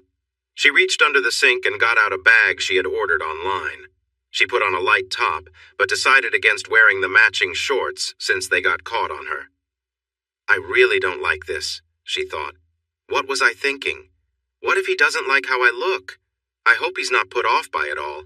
I better put on more deodorant. I'm feeling a bit sweaty. And if I shave any more, I might hurt my skin. She remembered telling him how she felt, but he hadn't responded. It was like it never happened. They had talked about families, though. Was he serious or just joking? She felt a wave of nerves. Well, here goes. What if he thinks I'm not pretty? What if I mess this up? Ian, could you help me into bed? Ian walked into the room and stopped in surprise. He looked at her but didn't say anything. She felt tears coming. Ian, I'm sorry. I guess I shouldn't have done this. I just thought... She began to turn toward the bathroom. Stop, Allie. Please don't go. I'm the one who should apologize. You look so beautiful and amazing. I guess I just couldn't find the words, he smiled. Actually, I'll just sit on the bed and enjoy looking at you. Honestly, that's not really what I was thinking. But if that's what you want to do, I can try to pose in my wheelchair. Maybe I'll start a new magazine called Wheelchair Models. Sounds fun, right? He laughed. That's unexpected. But I prefer being close, not just looking from afar. Never enjoyed museums for that reason. He picked her up and she wrapped an arm around his neck. Ian, could you please turn off the light? I don't want you to see all my marks. Ali, those marks are part of who you are. You don't need to hide them or feel embarrassed. I want to see all of you. Could you hold me and stay close? I really need that right now. I'd like to feel you beside me. Will you do that? He gently laid her on the bed, settled in beside her, and wrapped his arms around her. He brought his face closer to hers, and they shared a warm kiss. She felt a sense of comfort as she relaxed against him. His strength made her smile inside. Her hands moved slowly, and he responded in kind, his touch becoming firmer, more confident. She pulled away from their kiss and looked up at him. Ian, I think I'm ready. I might hesitate, but it's not because I want to stop, but if you're unsure... He silenced her with another kiss, his hands gently exploring her. She made a soft sound as his touch reached her. A girl could get used to this, she thought, enjoying the warmth of his hand. He smiled, taking her reaction as encouragement, and continued, moving with care. She shifted slightly, letting him get closer. He brushed her cheek and lifted her shirt, slowly revealing her skin. She smiled, feeling a mix of nervousness and excitement.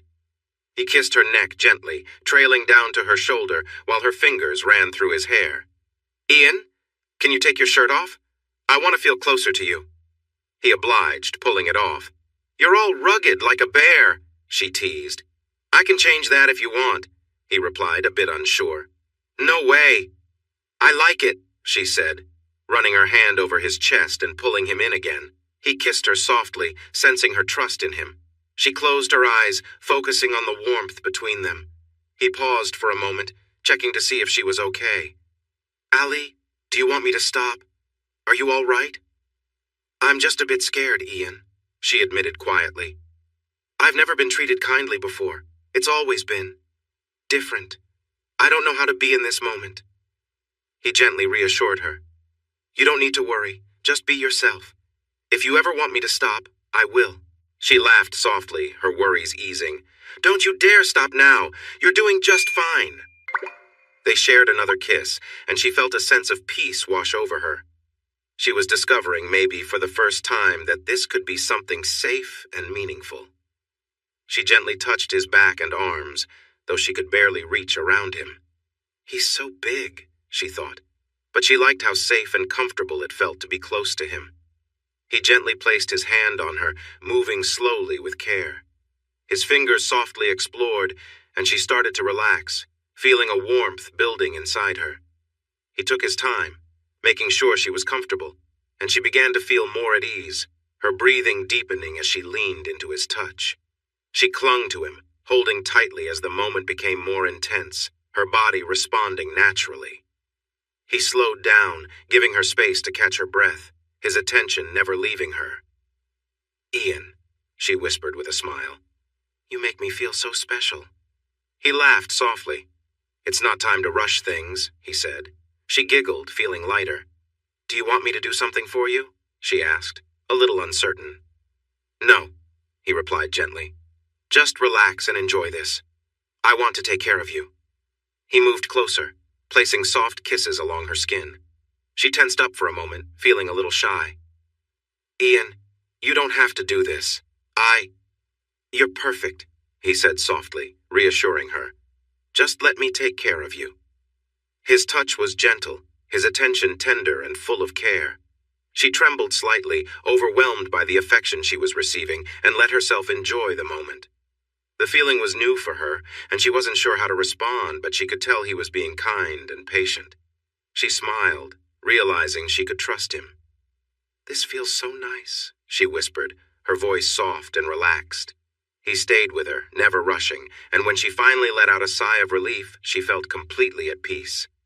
"Ian, that was something I've never experienced before," she said with a tear in her eye. "Thank you." He kissed her gently and smiled. "There's no need to hurry," he said softly. "I just want you to feel happy." They shared a quiet moment together, holding each other close, both grateful for the trust and care they had found in one another. "Go slow, okay?"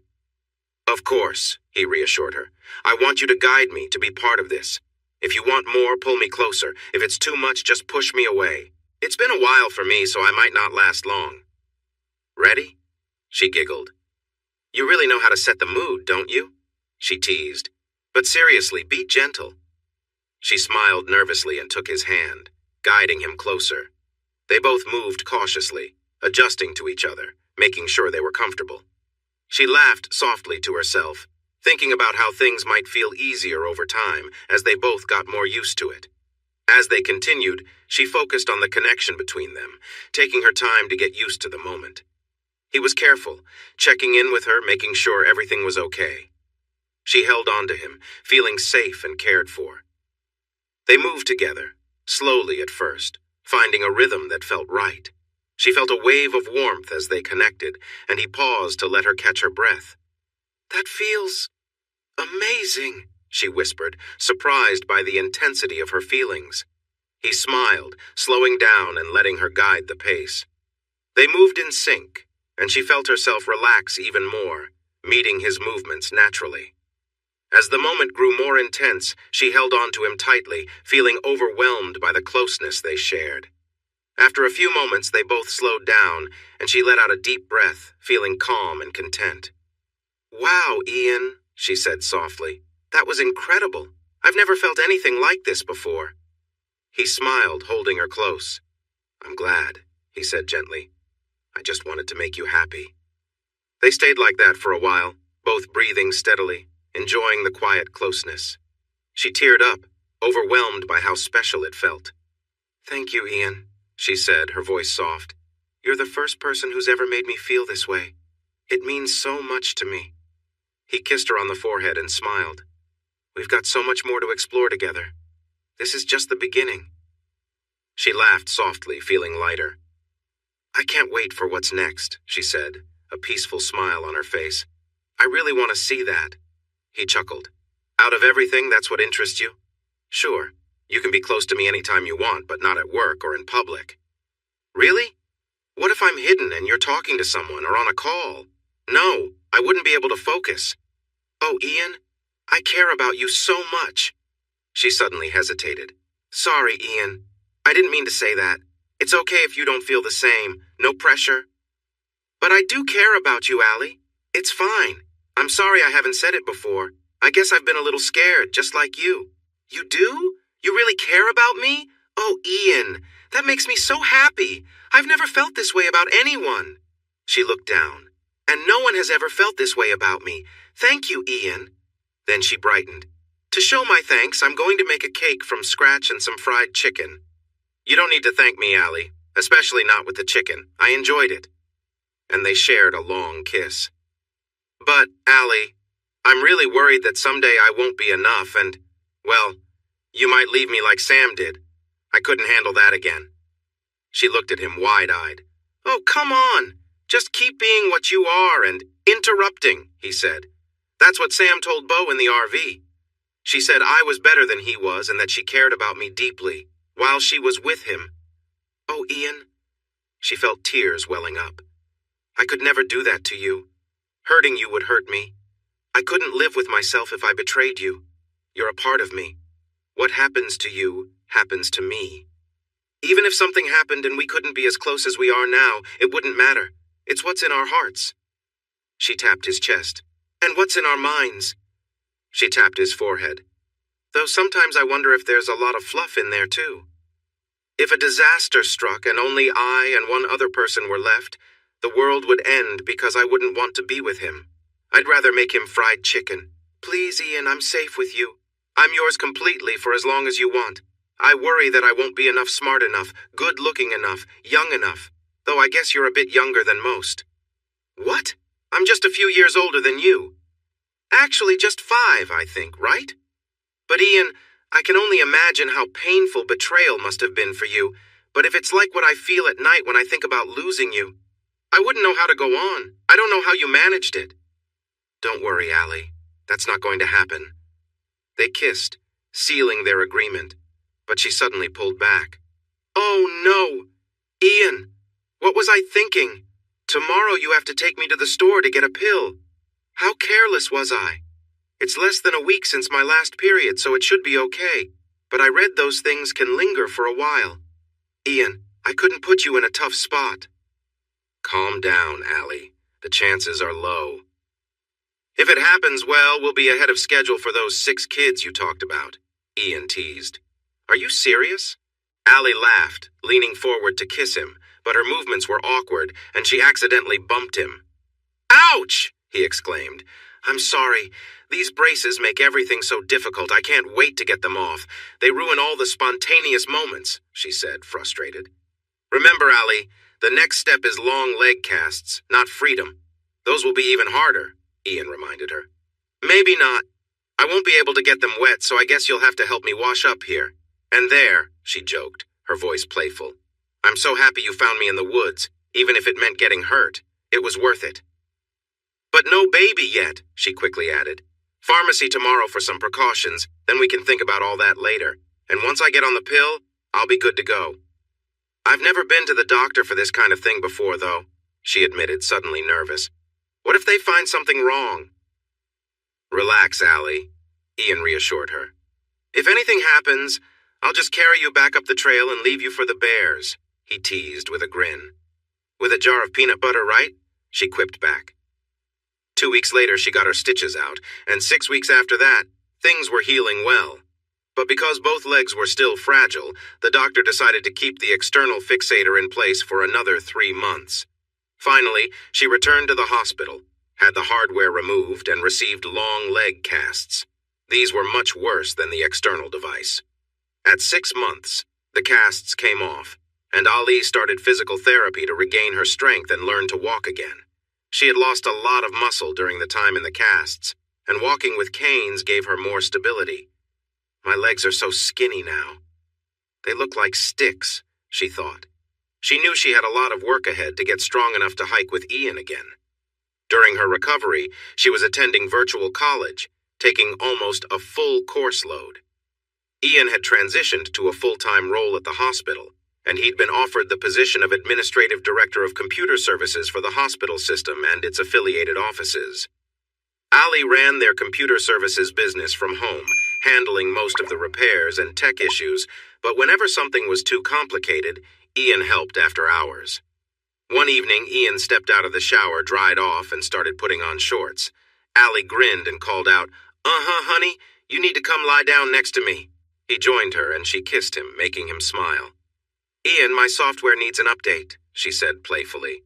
"It's running too many error codes." She giggled, teasing him. "We need to reboot your system and fix the glitches." Ian chuckled. "Really, Ali?" he asked, clearly amused. She laughed, thumping him lightly on the chest. "Stop bouncing around so much. You're making me feel like we're in an earthquake or something." They both laughed, enjoying the light-hearted moment together. "Are you talking dirty?" "Yeah, but you're not meant to laugh. You're supposed to say something sweet like, 'Oh, you make me feel so good.'" Laughing. "Oh, you make me feel so good." "Wait, what's happening here, Ian?" "What do you mean?" "He can't relax until I'm finished with him, and I'm not finished." She got off and gently touched him to bring him back to strength and climbed back up. "Ian, he will need a little discipline for letting himself relax. That's not allowed. I'm going to take it real slow. Fast enough to keep him strong, but not too fast at all." She moved slowly up and down. "So, he will have to wait for a while." "All right, Ali, but you know this isn't the best choice. Besides, we might just change things up." He pulled her down against him and started to move at a quick pace. "That's not fair. Let go, you big guy." Then, laughing, "Oh, Ian, I care about you so much. You'll never guess." And kissed him. "Okay, you win. Do what you want with me." He turned her onto her back and moved deeply. "But I think I need a little restart over." Move. And over. Move. And over again. Move. Oh, here come so many good feelings coming your way. Lots of little joys filling you up. They both laughed and held each other. "Oh, Ian, thank you for caring about me. I enjoy every moment with you and miss every second you're away. Now, time for a little reset." One day, right after they had healed up, "Ian, it's time for you to go back to Carolina and make things right with your family, or at least talk to them again. You can't move on if you don't face it. They made some real mistakes. They hurt you badly, but remember what Sam said.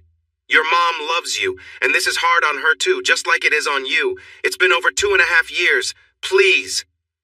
"Ali, I don't know." "Please, Ian, I want to meet them. You know how people say, 'Take me home to meet your family'? Please?"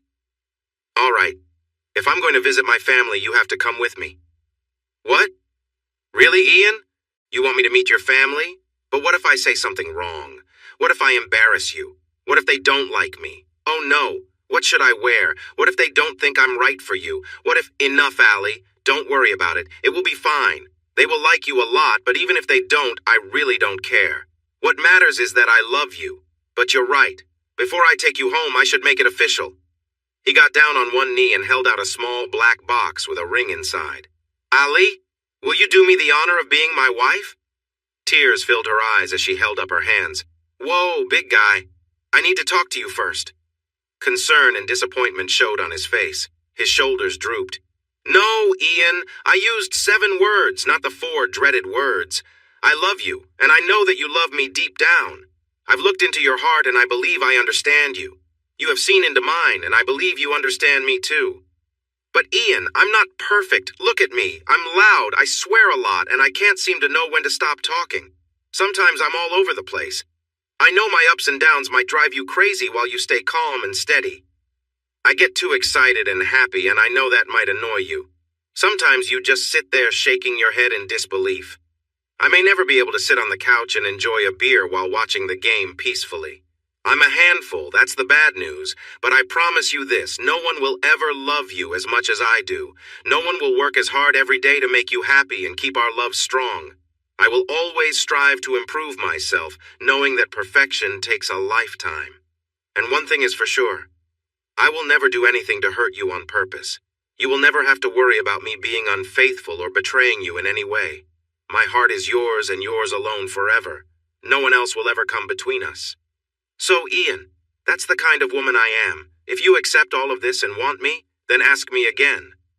Ali, will you do me the honor of being Mrs. Ian Turner?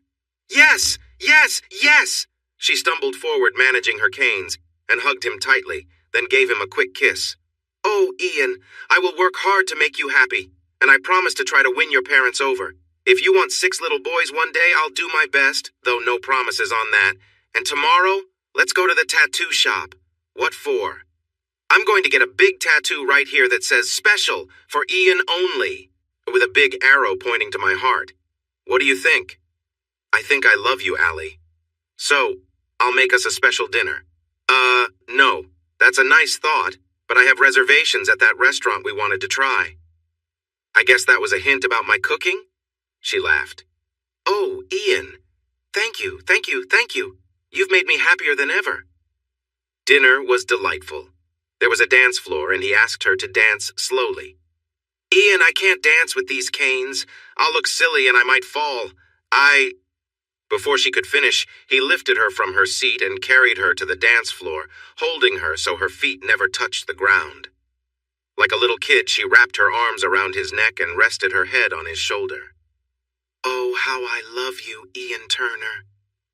We need to head home soon, and I want to show you how much that means to me.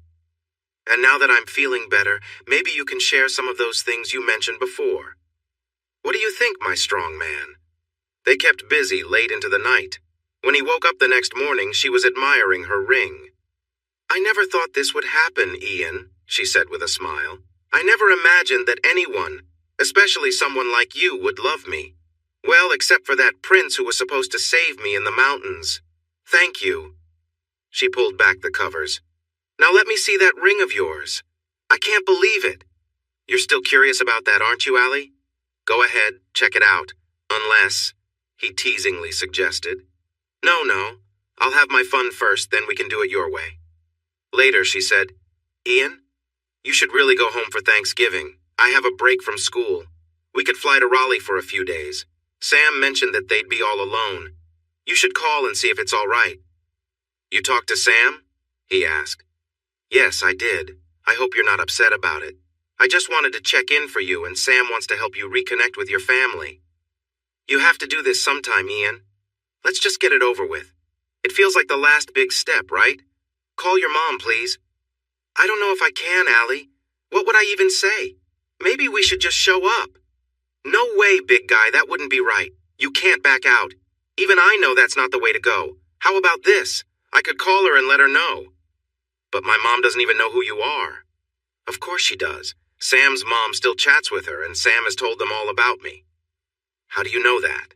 Come on, computer boy, it's called texting. Maybe you've heard of it? You text Sam? Yeah, we keep each other updated on what's happening. You should see my plans for when we visit. You have plans? Not yet, but I will once we talk to your mom. You know, your mom cries often, just like Sam said.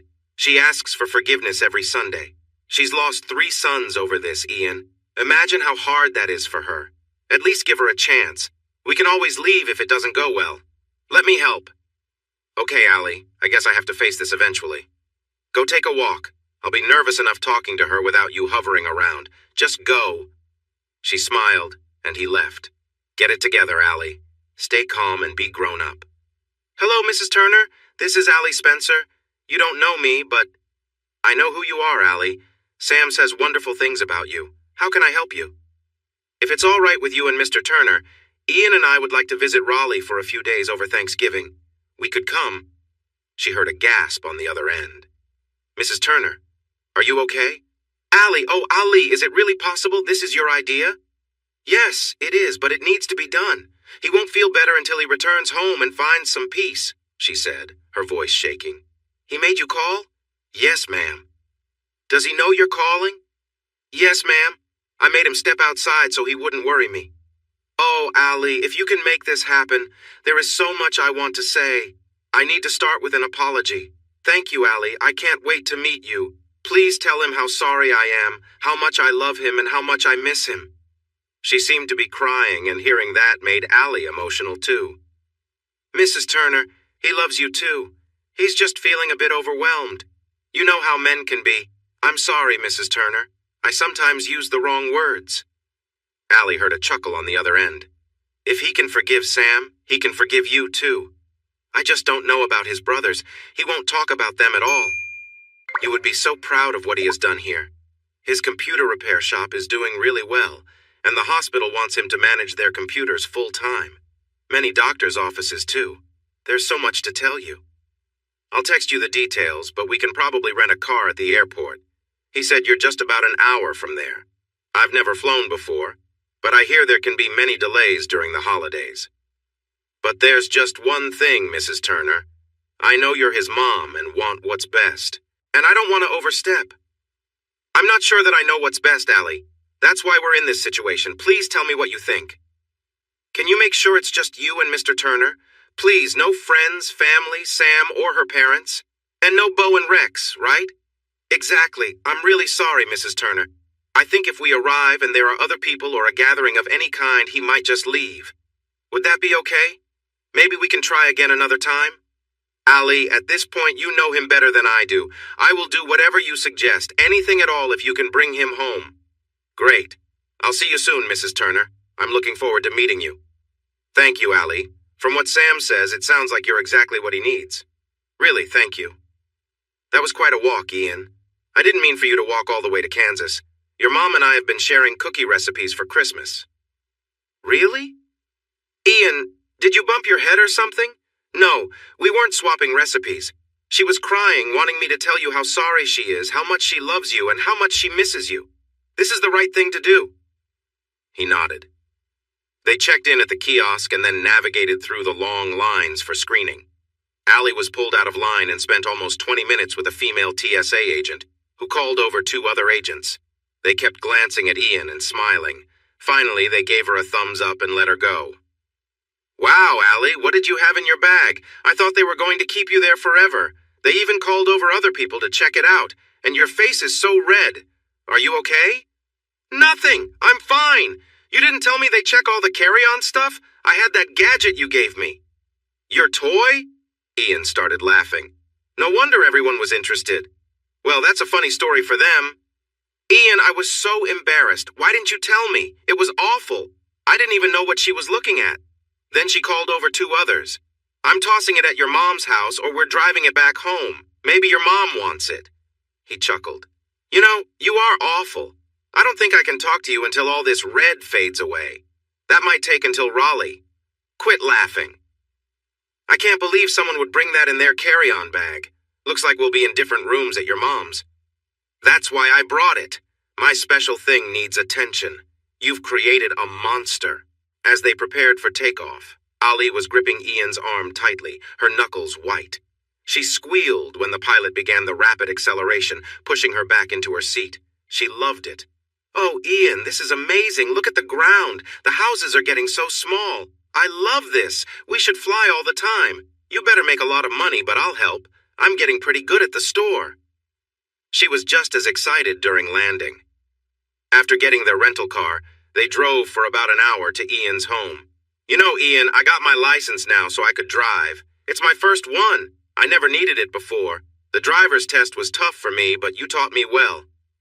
All right, we're here. Time for the next step. You have to get out of the car, Ian. We can't just sit here and chat. As soon as Ian got out, his mom rushed down the steps to greet him. She opened her arms for a hug, but paused. Ian, I'm so sorry for what I did. I broke your trust, and I'm really sorry. I should have done something about it, but at first I wasn't sure. Then I hoped they would stop, and then it was too late. I hoped you wouldn't find out. I was wrong about everything. It's okay, Mom. I should have guessed what was happening anyway. It's done now. Allie nudged him forward, and he saw his mom still looking down at the ground. He stepped forward and wrapped his arms around her. Oh, Ian. She cried and rested her head on his chest. I'm so sorry. I love you so much, and I've missed you. After they pulled apart, she smiled and said, And this must be Allie. Ian, she's beautiful. Ali, nice to meet you, as she stepped in for a hug. Ali welcomed her despite holding her canes. Don, stop standing there. Go hug your son and say hello to Allie. There were 5 steps leading into the house. Ian walked ahead with his family as he noticed her hesitating. She could walk, but after being mostly still for almost 6 months, she was still a bit stiff and weak. "Hang on, Allie." Ian ran down the steps, picked her up along with her bag, and carried them into the house as if they were light. Then he set her down gently. Allie noticed Ian's mother observing them, and then looked over at Allie. "Yes, Mrs. Turner, there are some perks to dating someone strong. He's great at carrying in the groceries, too, but to be fair, he eats most of them." They all laughed together. They spent the afternoon talking casually, catching up without diving into anything serious. Not even a mention of Bo or Rex. Dinner was one of Ian's favorites, meatloaf with baked sweet potatoes and pecan pie. "You know, Mom, Allie is a really good cook. Her specialty is fried chicken." Allie blushed and said, "As you probably know, Mrs. Turner, your son can be a bit silly sometimes. But he's right. I'm not the best cook. I've just never had the chance. I do think he'll agree that I can manage a frozen pizza and instant brownies, but only if I remember to set a timer and the right oven temperature." Everyone laughed again. "That was a wonderful meal, Mrs. Turner. Could you share your recipe? It's just a big hamburger with some breadcrumbs, right? I think I can manage that. Let me help you with the cleanup while they talk about football or politics or whatever," she whispered. "Just watch, Mrs. Turner. You know, guys, I don't know if you're keeping up with football, but I'm not too happy about this season. My Broncos aren't doing well. They're 3-7, and that player from Seattle has been a big letdown. But before you start celebrating, Don, Carolina's 3-8, and you've gone through 3 quarterbacks this season. It's rough for you all, too. Do you watch college football? I'm not sure who you like, Don, but UNC and Duke are looking good. The Wolfpack and Wake, not so much. Wake was really strong last year. It's tough. They lost a lot of seniors, but it probably doesn't matter since Clemson will likely take the ACC again. But none of that matters, right, guys? My team, the Georgia Bulldogs, will win the national championship again. But tomorrow, there will be lots of games to watch after the parade, of course. Are you guys interested in this?" The 2 men just stared at her as she walked away. "Ali, I had no idea you knew anything about football." "I'm a woman with many sides, Ogre Boy. What's a girl supposed to do when she's alone at the office and her boyfriend is having fun at the hospital with all those nurses?" His mom had a funny look on her face. "Sure, Allie, I'd love the help," she whispered. "How do you know about football?" Allie laughed. "I know nothing about it. I just looked it up before we left. I was just waiting for the right time to share that. Thankfully, they didn't ask me anything else because I really don't know anything more." They both chuckled. Allie started running water in the sink to wash the dishes and rolled up her sleeves. Then, she heard a gasp next to her, and a dish fell to the floor, breaking. "Here, let me help, Mrs." She bent down to pick up the pieces and saw Mrs. Turner staring at her. She recognized that look. She had seen it many times. Looking down, she noticed her scars were showing. She felt embarrassed and started to tear up, unable to face Mrs. Turner. She slowly stood up and placed the pieces on the counter, still looking down. Tears filled her eyes and rolled down her cheeks. She quickly wiped them away. "Are you still using?" No, Mrs. Turner. Not for about 18 months. Not since my mom passed away next to me. No drugs, no alcohol, nothing but a bit of coffee. Never again." "Does Ian know?" She nodded, glancing at Mrs. Turner with questions in her eyes. "But how do you know?" "Since Ian left, I've been volunteering at the homeless shelter. Ali." Ali wiped her tears, stopped staring at the ground, stood tall, took a deep breath, and looked Ian's mom directly in the eyes. "Please, Mrs. Turner, I know I'm the last girl any mother would want for her son. My mom and I both struggled with addiction, and I grew up without a home. I have nothing. Everything I own, Ian bought for me. I can never thank him enough for what he's done for me. I felt lost, but I got my GED.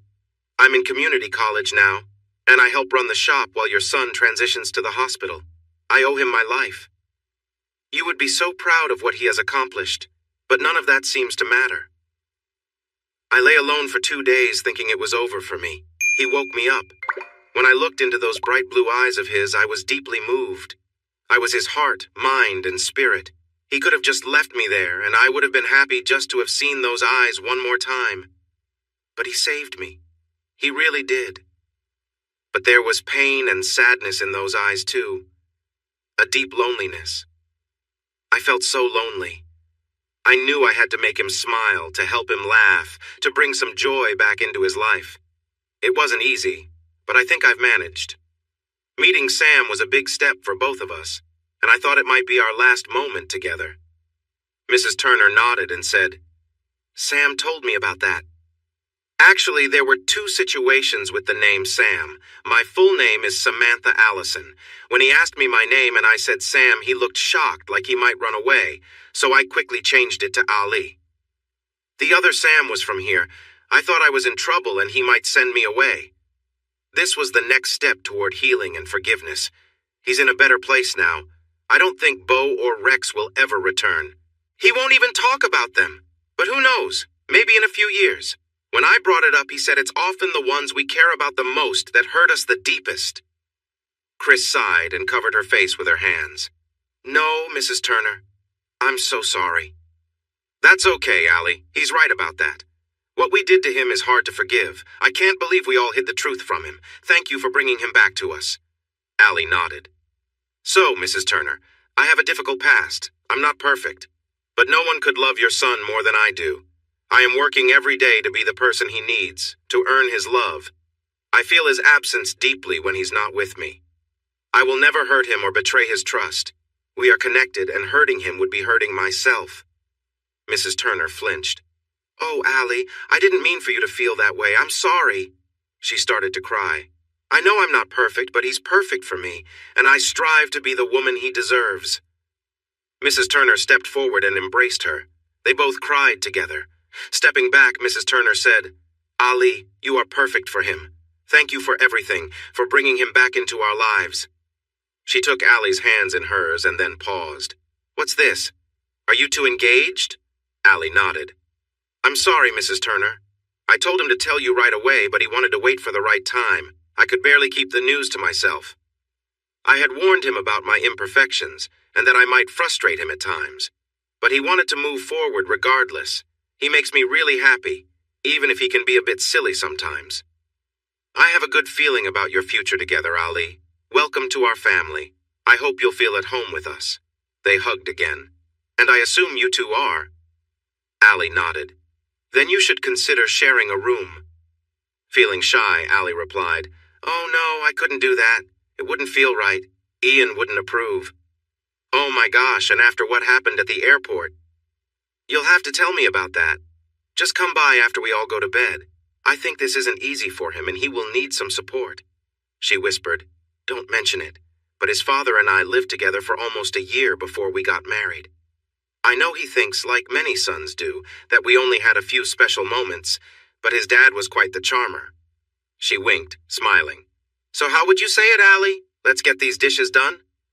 "Oh, Mrs. Turner, It's fine, Allie. Please call me Chris. Now, tell me about what happened at the airport."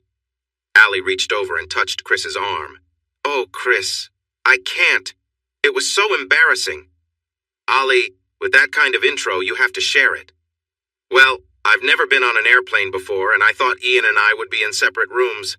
I thought it would be kind of awkward, so I packed something in my carry-on." "And you packed a personal item in your carry-on?" Chris covered her mouth to hide a laugh, and soon they were both giggling like old friends sharing a secret.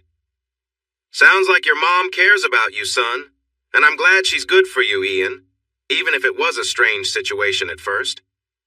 She's helped me a lot more than you can imagine."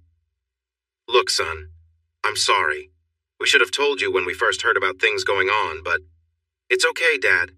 It's in the past. We've all learned a lot from it. Let's just move on." "Thank you, Ian. I promise you, nothing like that will happen again. I will always be honest with you, especially when you need to hear it." They laughed together.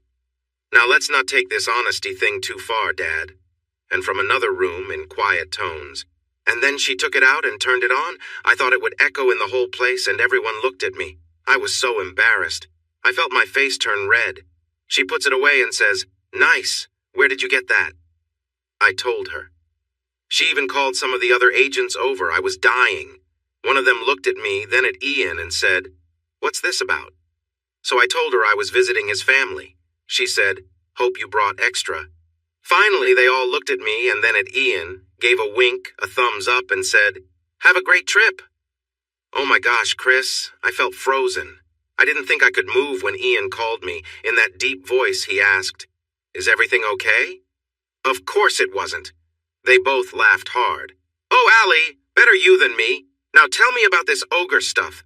I couldn't figure out what Sam was talking about." Well, I had been lying down for 2 days with 2 broken legs. I was kind of daydreaming, imagining a handsome blonde-haired prince waking me with a gentle kiss.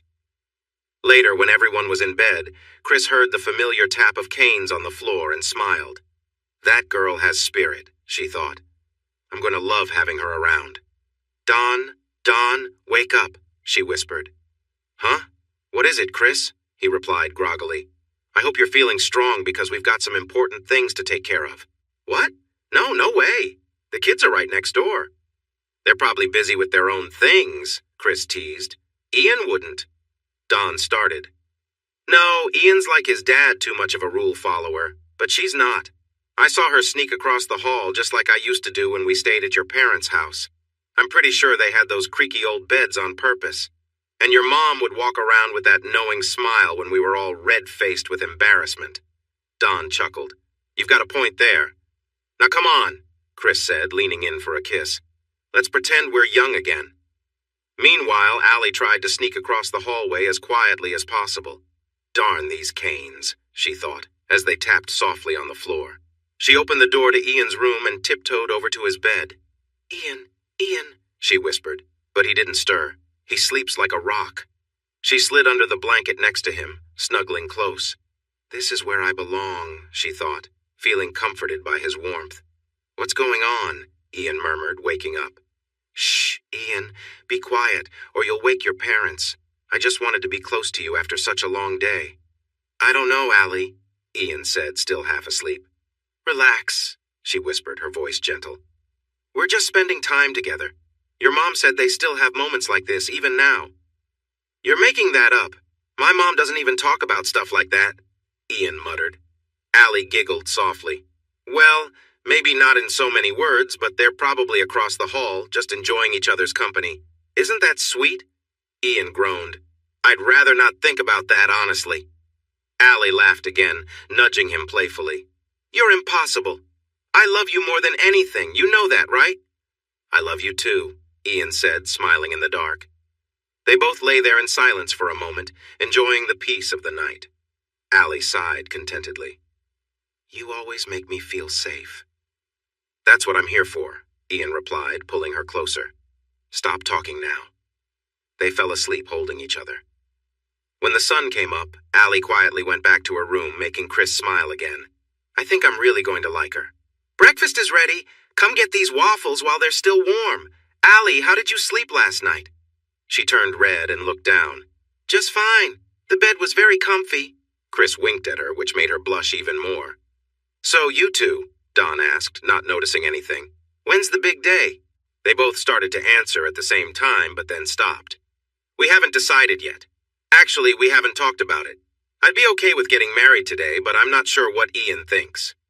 Well, yes, we should talk it over. Decide when, where, and who. My idea is to keep it simple. Your mom wanted a big wedding. It was nice, but also a lot of work. Ali, do you have a lot of family to invite? That will help figure things out. Ali's eyes filled with tears. She grabbed her napkin and stood up. I'm sorry. I think something got in my eye. Please, start without me. She quickly went to her room. Dawn looked confused. Chris and Ian both stood up. Ian, you stay here. Let me talk to her. Chris knocked on the bedroom door, but didn't wait for a reply. Allie was sitting on the bed with a pillow on her face. Chris sat beside her and touched her back. Ali? Allie put the pillow down and hugged Chris tightly. I'm sorry. I didn't mean to ruin breakfast. It's okay, Allie. What's wrong? Still holding on, she said, I have no one but Ian, and now maybe you two. I don't know any family. People like me never had friends. Everyone just looked out for themselves. The closest person I have to a friend is Sam, and I can't invite her. That wouldn't be fair. I know Ian might want a big wedding, but all I can think about is a crowded side for the groom and an empty side for the bride. I can't ask Ian to get me a dress or pay for all the expenses. The bride's family is supposed to help with that. We need to save money for our future. I don't know what to tell him. I'll do whatever he wants, but I think we could just go to the courthouse. I already feel like we're married. Honestly, Allie, I'm not sure what he'll want either. His last wedding was a big event, so he might want to keep this one simple. Just know we support whatever you two decide. We'd love to be there rather than have you elope, but it doesn't matter if it's a small gathering or in a church. Whatever works for you two. What if his family or friends come? It's your special day, Allie, not theirs. Look, I'll send him to talk to you and you two can work it out. How does that sound? Thanks, but I need to clean my face first. Let's get back to breakfast. Ian and I can talk about it later. Thanks, Chris, for understanding. They returned to their breakfast. I'm sorry, Don, I've got my act together. Honey, can we talk about a few things after breakfast? Great. Now pass those waffles over here. I'm really hungry. If your son had a waffle maker that worked right, I know I could make these myself. They all chuckled. Later, Allie looked a bit sad. The tears were about a wedding, right? She nodded. And if I'm right, it's because I have a lot of family and you don't? She nodded again.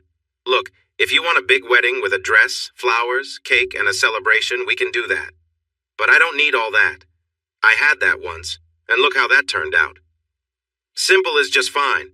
It would be nice to have it back home. I need to invite my family too. They should see where we live and the business we run. But this is about you and me.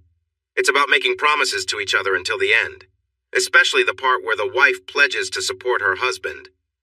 I don't think that's part of the vows. You're sometimes wrong, like bad computer code, so I might have to do things my way to get them right. Give me a kiss, you big guy. So when we get back, let's work out the details. Whatever you want, Allie. I just want you, Ian, that's all. We could use the justice of the peace with your family as witnesses. I'd like a simple white dress, not a fancy bridal gown, and some plain gold rings. Deal. Let's figure out the dates. What about a honeymoon? Well, being with you feels like a honeymoon every day. But there's the business problem. We can't just leave for a week. The hospital needs you, and the town needs me, or you, depending on what's happening. Wait! There are some really smart people in my classes, especially Ron. He's smart, but very practical. He can talk to people like a normal person, not just in computer language. He knows all about games and the machines that run them, which neither of us really understands. We could offer more services and even sell those gaming machines. Ian, this is exciting. So many possibilities. What if I talk to him about joining us? We could give him a month to settle in and see how it goes. But Ian, can we get married first and have the honeymoon later? I want to be Mrs. Turner as soon as possible, and I'd love to have a little girl with your charm as soon as we can. If we're moving toward marriage, can I stop my birth control and we can start a family? Only if you want to. We don't have to rush into it. I don't want you to feel pressured. But you know, Ogre, those swimmers of yours aren't getting any younger, and that prostate may be baseball-sized by now. And if you want 6. Thoughts, Ian? Ouch! And here I thought I still had a couple of years before needing help in retirement. Sounds like you've been thinking a lot, Allie, about a whole bunch of things. I'm sorry, Ian. Ideas have been forming in my mind, and I wanted to talk to you. I think they're great ideas. You have a better business mind than I do, Allie. Maybe we could even open another office in Pinnacle or somewhere. We could help the local businesses there, and we'll need a few associates since you'll be busy a lot for the next decade or so. Better enjoy my beautiful self now, fella, because things will change once the little ones arrive. Are you okay with that? Sure, as long as you can handle things when I need it. I still can't believe you're so fascinated by that. Just because you've been doing that for so long, it feels the same to you. For me, it's still pretty new. Boys are lucky. All I deal with is discomfort every month. Well, and some good moments that are way better than yours. On second thought, I'll stick with mine. In any case, I'm sure there are still plenty of other options. I read that since I'm smaller and you're so big, I will likely need sections, so my special area stays special. Lucky you. Ian, I didn't take my pill this morning. Could we start working on the first child? Smiling. Only if it's a boy. Semester break came and Ron started working. He fit in well and covered a lot of business in Dillard, giving the couple some time off. At Christmas, Ian and Ali took a few days. Ron handled things and even worked until noon on Christmas Eve for last-minute computer and gaming sales. Ian's parents arrived a few days early and stayed at a bed and breakfast in town since there wasn't much room in the apartment. They made the visit and Christmas special. They went sledding and skating, decorated a big tree, and the apartment was fully festive. The town always went all out, with every shop ready for the season. Ali made stockings for each of them and filled them with treats. They all attended the Christmas Eve service and celebrated together. Like Ian, they loved the area and the mountains, although because of the snow covering everything, there wasn't much chance to explore. They couldn't believe the business and everything the couple was achieving. They left on the 1st, and then it was back to work. Ali walked into the office with a determined look after visiting a client. "Hey, Ron, is Ian here?" "Yeah. He's in the back fixing something, maybe batteries or a hard drive." "Thanks." She walked into the back and closed the door. "Ian, we need to chat." "What did you mess up now, Ali? You only call me Prince when things aren't right, kind of like my mom using all my names." "You silly. Why do I love you, my prince? I mean, my dear, there are no problems, just solutions." "Oh, no. You're not expecting a baby, are you?" "No, Ian, I wish, but not this time. First, we need to talk about the business. Ron is doing really well, don't you think?" He nodded. "He's excited, smart, and loves using his computer skills. He's great with the customers and has already helped our business grow, especially in Dillard, right?" He nodded again. "I want to give him 5% of the business as long as he keeps working with us. That percentage could grow each year he stays up to 33%. 1/3 mine, 1/3 yours, and eventually 1/3 his. This way he does better as we both do better. We're building the business together and he feels more valued. Agreed?" He nodded. "And if we don't do this, he might leave and start his own business that will compete with ours. I'm sure you see that?" "Good idea. Let's go for it. What's with all this agreed talk?" "I read a book about negotiating, and that's one of the tips they suggest." "Oops. I guess I shouldn't have told you that. Now, about the personal stuff." "No, Ali. We can't talk about that with Ron right out there." "Not that, silly. Although I could probably get him to laugh quietly. I want to talk about the wedding. I have a plan. First, I want it to be soon, like in a month. You agree, right?" "Yes, but come on." She laughed. "What? Scared you'll say yes to more than you want? Second, I want your family to be there and anyone else you want." He nodded. "And I know it's winter and I'm thinking about February, and I know it could be tricky, but I want to get married where we first met, at the bottom of the rocks. I checked with the state park people, and we can get special permission to take snowmobiles along the trail. It should only take a few hours to get there instead of 2 days or more, depending on how your family does. You following me?" He looked at her without saying anything. "I'll take that as a yes. I've already looked into the rentals. With snowmobiles, we can pull sleds with tents, food, a stove, whatever we need. We can have a big tarp to sit on. I'll wear my white dress and feel like a snow queen, with flowers in my hair and a bouquet of evergreens for when I marry my prince. Ian, I just don't want to wait until summer, please?" He still looked unsure. "And it won't cost much, Mr. Tightwad." "What about a minister, Ali? Do we think someone will come to the woods with us in February? In the Rockies? Ali, we could end up like the people at Donner Pass." "Oh, stop being so dramatic. We know how to keep warm in the winter. If it gets too bad, we'll just come home. There aren't any steep hills, so no worries about avalanches or anything like that." "But who will perform the ceremony?" "Well, our state lets us marry ourselves. It's called solemnization. Can you believe it? As long as we send in the right papers within 60 days after the ceremony, along with a payment, we'll be married. I don't think your family would agree to that, though. Our state also allows someone who is ordained by that online church to officiate the ceremony. Ron has said he'd do it if we cover the cost. He could either stay with us overnight or head back home afterward." "Okay." "No, Ian, I really think this could work." "Wait, did you just say okay?" She rushed forward and hugged him tightly. "Thank you, thank you, thank you. This month I'll only be preparing for a possible baby boy, but after that I'll focus on the other option. And to be on the safe side, I will use a method to help with that." "Thanks, Ian. Oh, and by the way, your family is coming the first weekend in February. I've arranged their flights and rental car. I also set up snowmobile rentals, winter camping things, and have a list of food and supplies we'll need. I have everything organized on my Excel sheet. Aren't you impressed?" He shook his head. So I guess you thought your new negotiation skills would convince me? Well, I know you want to make me happy, and you said it didn't really matter to you. Plus, I have a few surprises planned. I just really want to be Mrs. Ogre Turner as soon as we can. I know things are more relaxed these days, but I don't want to be uncomfortable when we get married. You mean you're just going to let things go? Ian, I'm not going to respond to that. I think you're the one showing signs of enjoying my cooking. I'm so excited. I just can't wait. I promise I will do my best to make you happy. Relax, Allie. Give me a kiss. No, wait. Not here.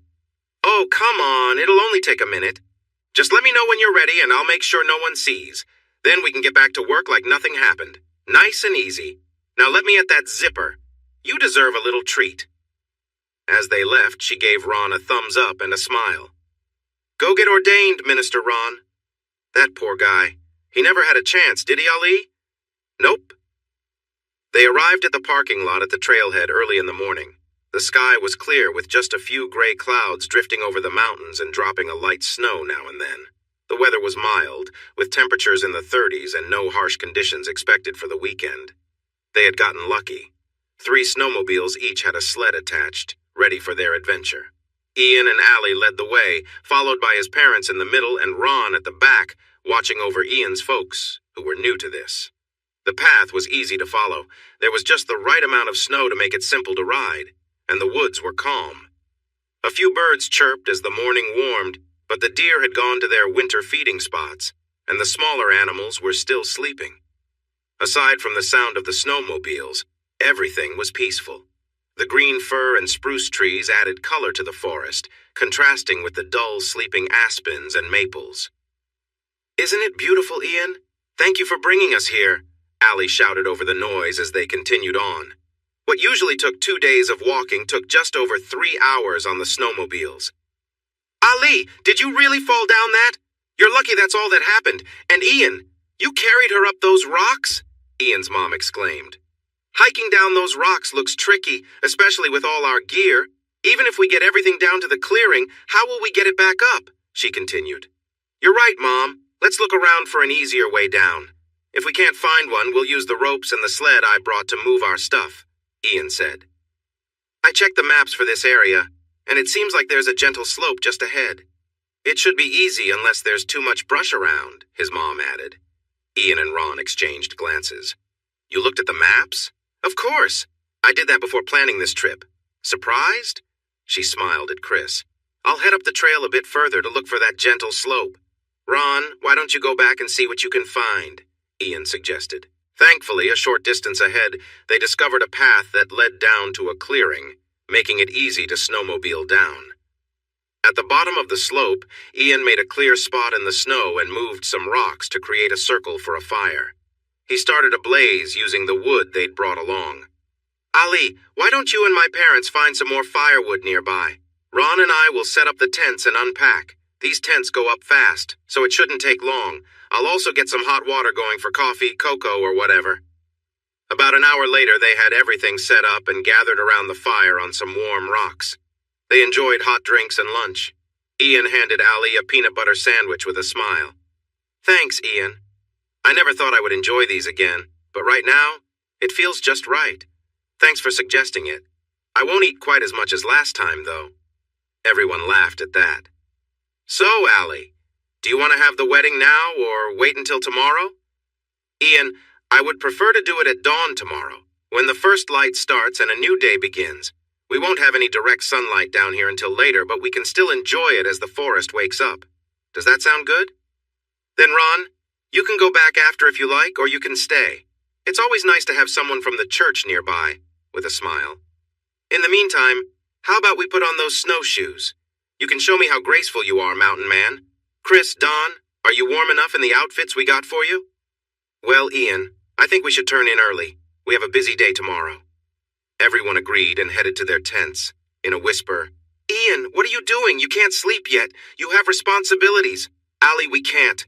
My parents are right there in their tent. They'll hear, Ian, just listen. Can't you hear them?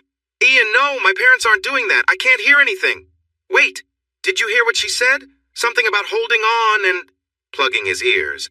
La, la, la, la. I can't hear anything, Ali. My parents don't do that. They've never. If this keeps happening every time they are around, we won't be able to see them. Ian, stop covering your ears. Your mom said your dad was quite the character, and they have fun together. She said something about... It just didn't make sense to me. Something about a door. No, back door. She mentioned he likes her back door. Ali, please stop. I won't be able to face them again without thinking about that. First, it was one thing, and now this. I'm going to have nightmares. I'll need help. She laughed. Okay, Ian. Just so you know, there's no way I'm letting you stop when we're older. You might have to kiss me to quiet me down. Now come here and get it over with. But it's true about your dad being quite the character. The next morning, well before dawn. Ian, wake up. You're shaking the snow off the branches with your snoring. Time to get up and start a fire. I need to prepare. Leave without looking at me. It's bad luck to see the bride on the wedding day. He grumbled and mumbled something. And send your mom in. She wanted to help. An hour later, she was ready. It was just beginning to get light. She wore a beautiful white dress that fit her nicely. She accented her chest and slim waist in a tasteful way. She wore long johns and boots underneath. A sprig of spruce with a few holly berries was in her hair, along with a small bouquet of fir and berries. Minister Ron stood with his back to the fire. Ian, dressed sharply, stood to the right. His parents took pictures with their phones as she walked out, the hem of her skirt dragging in the snow. She stood in front of Ian, who came forward and kissed her. You look so beautiful, Ali. Thank you, Ian. Thank you for everything. Thank you for making me the happiest woman ever, and I will try every day to make you the happiest man. Dearly beloved, we are gathered here. After the ceremony, they shared a kiss.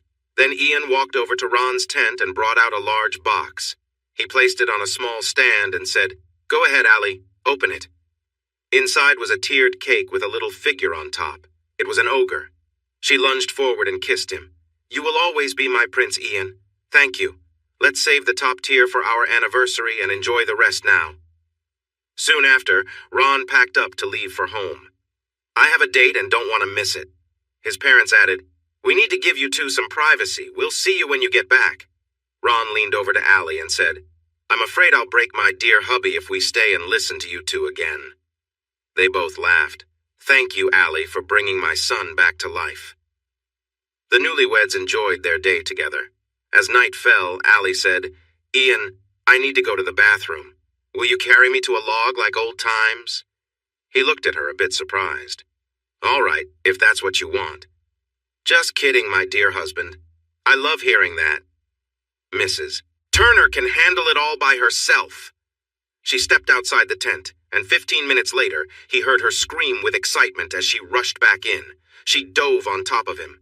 I didn't think it was possible, but you've made me even happier. Look! He stared at her, confused, as she held something up close. He couldn't quite see it clearly. He shrugged, not understanding what he was looking at. What am I going to do with you, Ian? It's a pregnancy test, and it's positive. I'm pregnant, and it's a girl. He hugged her tightly. This is wonderful, Ali, but how do you know it's a girl? It just feels right, and her name will be Autumn, because that's when you rescued me and changed my life. Then winter, spring, summer. Each will have its own season. If there are more, we'll use Willow, Lily, and so on. I should have known you had a plan. Really? Autumn? Yes, it's a beautiful name. She'll love it. And she'll be born in the autumn. Every season of her life will remind us of our time together. Each year will be a new chapter in her life that we can share with her until we are very old. You'll be a great father, but remember, no spoiling her. Well, maybe just a little. And if we have boys, that's easy. They can be named Junior, the second, and the third.